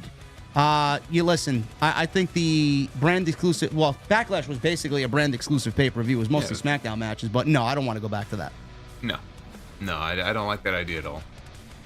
Furious with a $4.99. In your opinion, would you have Giovanni Vinci on SmackDown by himself, or what about Vinci on SmackDown paired with the D'Angelo family? Thoughts? Yes, I think that would be a nice fit for him, but I think Tony's got another year at least on NXT. But listen, don't cut Vinci short, man. Vinci, pound for pound, may be one of the best pro wrestlers they got there. He's great. He's very talented. I saw it in him from the first time I saw him in the Cruiserweight Classic, and the way he was moving around. It was weird because he's not a huge guy, but when I first saw him in that tournament, like, he didn't strike me as a cruiserweight, and then I see some of the things that he's doing, and it blew me away. So he's a talented guy. I'm in favor of that idea if it helps keep him on the roster, because I'm a little worried about him, frankly, especially after the most recent round of cuts. As soon as they booted him out of Imperium, it just felt to me like he's on borrowed time. Yeah, so that's sad. Anything like that, I'm in favor of. But like you said, I'm not sure when they actually plan on calling up Tony D. Vinny with a $4.99. Triple H doing what Vince couldn't and make Roman the biggest babyface is great, and Heyman being held hostage is hilarious. But will Paul be a babyface? It's a good question, Vinny. I think you got to think long-term when it comes to Paul Heyman. I do think that he sides with Roman and stays with Roman for now. And when Roman and CM Punk feud eventually, I think that's going to be the real catalyst to take Punk and Heyman and put them back together, I think. I don't know. I'm just fantasy booking, but I'd like to see that at some point.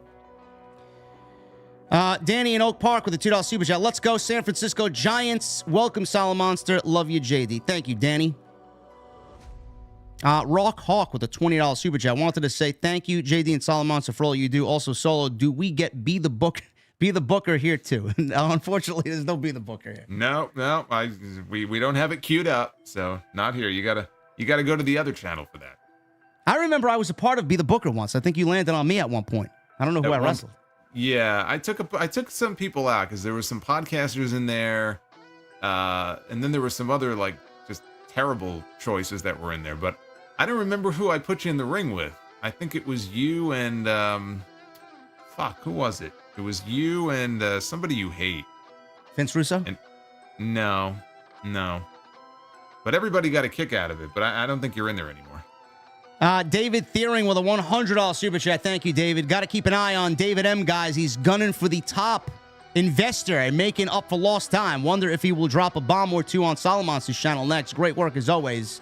You too. Cheers. Thank you, David. Listen, no matter who's dropping the bombs, bro, we're here and we love it. We love the energy. A. Jackson with a, and I just lost A. Jackson because my computer's all fucking going so slow. I don't know where this guy went now. Your computer is as nervous as you are. You guys are crazy. I'll read this one because it's in front of me. $2 super chat. Solomon, who are your top 5 favorite wrestlers of all time? Oh my goodness. Well, Brett is going to be number 1, so I can tell you that. Brett is my number 1, and it's hard to rank the other ones, but I'm pretty sure that I would put Randy Savage on that list. I think he's got to be on there. I would have. I think I would have to have Bryan Danielson on there. I think he's one of the GOATs. I've seen so many great matches that he's had, and the career that he's had. I mean, how could he not be on that list? So I think Brett, Savage, Danielson. Oh man, I don't know. It's there's so many to choose from. I'm trying to think of someone a little more current who I would put on that list. Well, I know Brett's in my top 5 for sure. I'd probably put Mr. Perfect in my top 5 too. Yeah, I know Perfect would be top 5 though. Perfect, maybe top 10 he'd be on there. Top 5 though.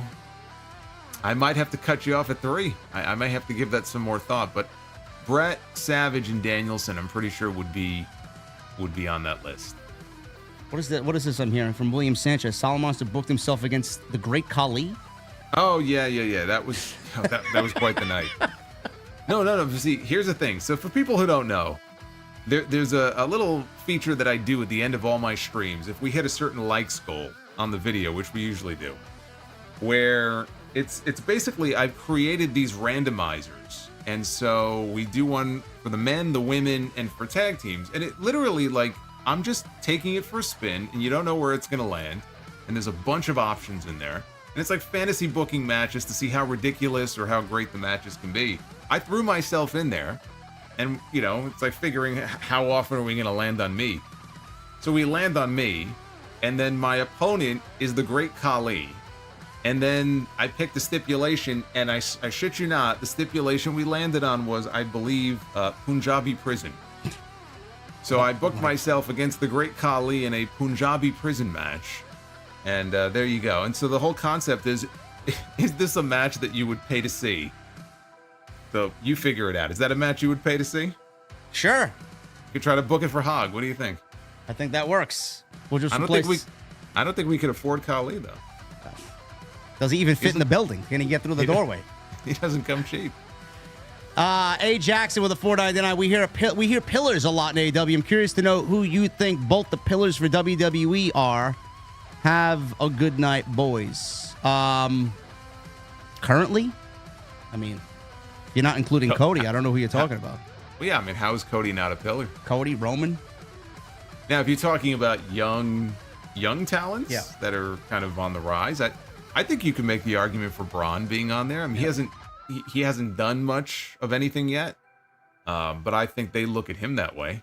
I think they look at Carmelo that way too. Well, even more than him, I think they look at Trick Williams that way. Yeah. I think that they see big things for him in his future. Boots, thank you for the $500 again, brother. He got 58 thumbs up on that comment on that super chat. Thank you, Boots. Yeah, Boots is a beast, and Boots, we appreciate it more than you know. Thank you, brother. Jericho, 8131 with the $10 super chat. You and Jason go together like peanut butter and chocolate. He's a much better fit with you, and that's not a knock on Drew, who was good in his own right. Here's to the bright future of TNT. Listen, guys, everybody brought something to the table. Not everybody's the same. I don't want everybody sounding and looking the same. Jason brings a lot of knowledge, and his wittiness and sense of charisma is what I thought fit best on this channel and this show. So that's what's going on here. And thanks to everybody else that was a part of the show. Listen, it's going to be great no matter what. We're going to bring the fire every week, and that's what you guys got to look forward to. Yeah, absolutely. I mean, and again, they together, built this show. I mean, this is 47 episodes deep here. and they created something very special. And like I said earlier, it's just it's an honor for me to be able to be a part of this. And again, it's something that I know a lot of people have asked about as far as us collaborating for a very long time. And, you know, I usually do my own thing, but this was just a no-brainer. And so I'm glad that you guys are enjoying it. David Malcolm with the 199. JD Solo every week. Sign me the F up. Thank you, Daniel. Jericho, 8131 with the $10 super chat. I just read that one. Thank you, Jericho. Duh. Lisa with a $5 super chat. Welcome, Jason. What a great episode. Love the new intro. Cheers to two of the best in the biz. Thank you, Lisa. I appreciate you very much. Daniel Malcolm with a $4.99. No message. Thank you, Daniel. Miles with a $1.99. When's Be the Booker? Tomorrow night after Dynamite. That's it. If you hit the goal, we hit the likes goal. You can tune in then. We'll do Be the Booker then. TK Banks with a $5 super chat. 2002 King of the Ring winner was the only one that was rewarded with a world title match. Rock vs. Brock 2002 SummerSlam, which in my opinion is the best SummerSlam ever. That's not true. Well, educate him. Mabel, 1995. Huh? Oh, yeah, Mabel versus Diesel. Oh, how do you forget the horrible fucking Mabel versus Diesel SummerSlam main event? Etched in my brain. I was so fucking pissed at that King of the Ring tournament, man. I'm like, how do you have Shawn Michaels and The Undertaker in the same tournament and neither one of them win it? Like, what are you doing there? Not only did they not win it, I think they both got bounced out of the opening round. Ridiculous. I know Michaels went to a time limit draw in the first match he had. Yeah, with Kama. Yeah, with Kama. Hey, you want to know why the King of the Ring failed?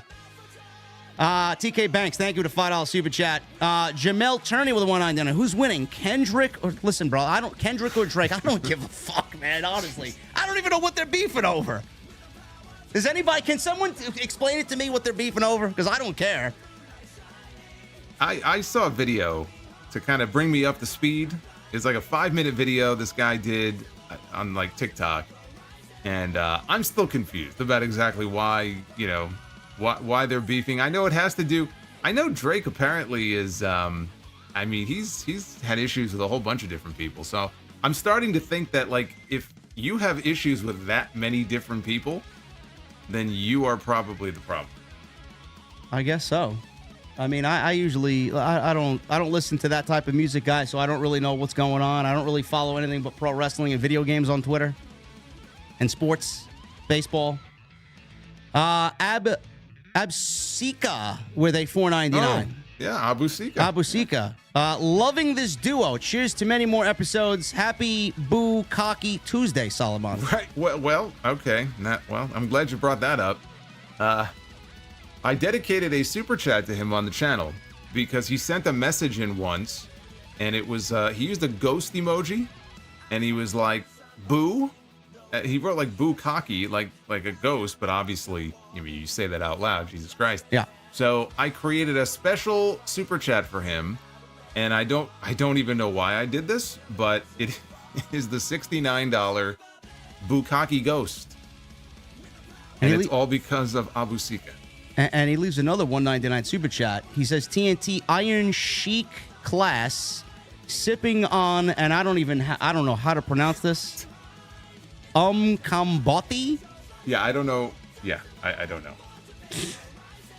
As long as it's cold, I don't give a shit what you're drinking, Abusika. Abusika, you gotta let me know where you live. I don't think he's from these parts. Mike 43 with a $2 super chat. Think Bucks air Ric Flair footage tomorrow. They should be consistent. Listen, I'm done. I'm done arguing with people on social media over the footage. The footage didn't need to be shown. Weston with a $1.99. Triple H says he's doing a Speed Women's title next. Oh, yeah? Another thing I won't watch. How is that any different from most of the women's matches on TV that go 3 minutes? That's a good point, yeah. Anthony with a $4.99. Great show, Solid Monster. Great addition. Huge Bret Hart fan. What is your favorite Bret Hart match? Mine, Bret vs. Diesel, Survivor Series. It's a good one. That's a good one. It's probably one of Diesel's best matches, too. It's either that or the No Holds Barred match that he had with Shawn. Yep. My God. Boy, Bret, you can't go wrong. There's so many to choose from. But me personally, it's funny, we mentioned the King of the Ring 93 before. I love the match with him and Perfect on that show. And I love that even better than their SummerSlam match. Yeah, that match is probably top 3 for me all time.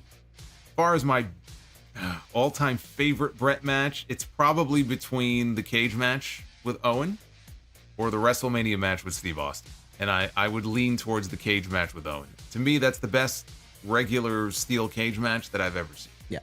Honorary mention here, the SummerSlam against The Undertaker with Shawn as their special guest referee. The ending to that match, I feel like, is the best ending to any match that they've ever done, period. Just love that ending. I don't know why. It just felt like the heat behind that was just loved every bit of it. Yeah, well, also, you know the backstory between Brett and Shawn and how they felt about each other. And then he hawks that loogie and he fucking blasted Undertaker in the head with that chair. And then when he counted the 3, I mean, the heat from that crowd and the garbage being thrown in, it was great. It's classic pro wrestling. Black Wolf Inc. with a 5. Will there be a tailgate for Forbidden Door with Solomonster making an appearance? Thank you guys for an awesome show tonight. Black Wolf, I haven't really discussed any of that stuff with Jason. I'm not sure if I'm even going to be at Forbidden Door, but I will keep you guys in the loop. I may end up going to the show because literally the UBS Arena is a 15-minute drive from where I am. So we'll see what happens. Weston, thank you for the $1.99. Abu Sika, thank you for the $1.99. Chris Faplander with the $1.99. They're all coming over. Thank you, Chris. Moise A with a $19.99. My guy Solomonster and JD, the best duo in the IWC, officially 1 TNT episode down. Many more to go. Thank you for getting this duo set up for us. The real winners are us, the viewers, where we get to hear both of you on one show. Thank you, Moise. Thank you, Moise. Thomas with 9 months. Welcome to TNT Solomonster. Do you guys think we will see Roman and the Usos versus Solo, Rock, and Fatu at WrestleMania 41? No. We're gonna get some kind of singles match, but not. I don't see a multi-man match like that. we got a $1.99 super chat from Dixie Norm. Oh, they're all coming over. They're all Dixie Normus. I'm starting to see a pattern with the people that are from my channel here. Oh man, I love a good pun, man. Love it, he says. Very sexual. Hoodlum with a $4.99. I usually listen on my work route from LA to Bakersfield every morning, but I had to listen to your show first together live today. Keep killing it. Thank you, Hoodlum. Thank you, man. Daniel Malcolm with a new membership. Thank you, Daniel. Thomas with 2. Solomonster, who are you? We just read that one. Thank you, Thomas. Because I had to jump back because my computer was freezing.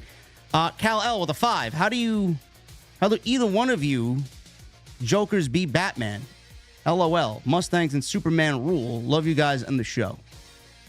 That could be 2 Batmans. Why not? Yeah, you got different. Like I said, he could be Adam West. You got Val Kilmer, right? You got somebody. Who's the last one? Robert Pattinson, right? He was the most recent one. That was a good one. Yeah, I didn't see that. I still haven't seen that one. I would, if you find time to watch it. I think at the end you'll enjoy it. I heard it was 3 hours and it scared me off. Yeah, so going into it, I didn't have any high expectations because obviously coming out of the Dark Knight. But I by the time it was over, I said, "Man, if this is the direction that they're going, they may have something here." Right. I'll have to check it out. Fire Panda with $27.99. How Gunther beats Cody for the title. After 100 chops, Gunther hits him with the most dangerous combo in wrestling: low blow and a roll up for the 1-2-3. Now Gunther's a better man than that. Although I was surprised that they had Kaiser interfering in the match. I feel like that kind of goes against the way Gunther usually does his matches, and he was interfering at will last night. But no, that's not in the cards. Maybe under the previous administration, but that will not happen now.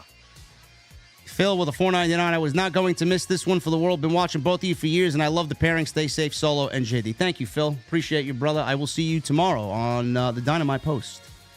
And the last one here from Dr. Bropio. My boy. For the $10 super chat. Bro, I disagree, JD. I think the backstage footage should have been shown. How else would you explain Charles Mason getting through security and kidnapping Solomonster and getting away with it so easily? Yeah. You haven't lived until you've had tape over your mouth and a fucking plastic bag put over your head. Oh, yeah. Listen, that Charles Mason, man, he's a sly son of a bitch. He'll get what's coming to him, though. You will. All right, man. We're all but done here. I will leave Jason to sign us off. What do you got, man? Take us home.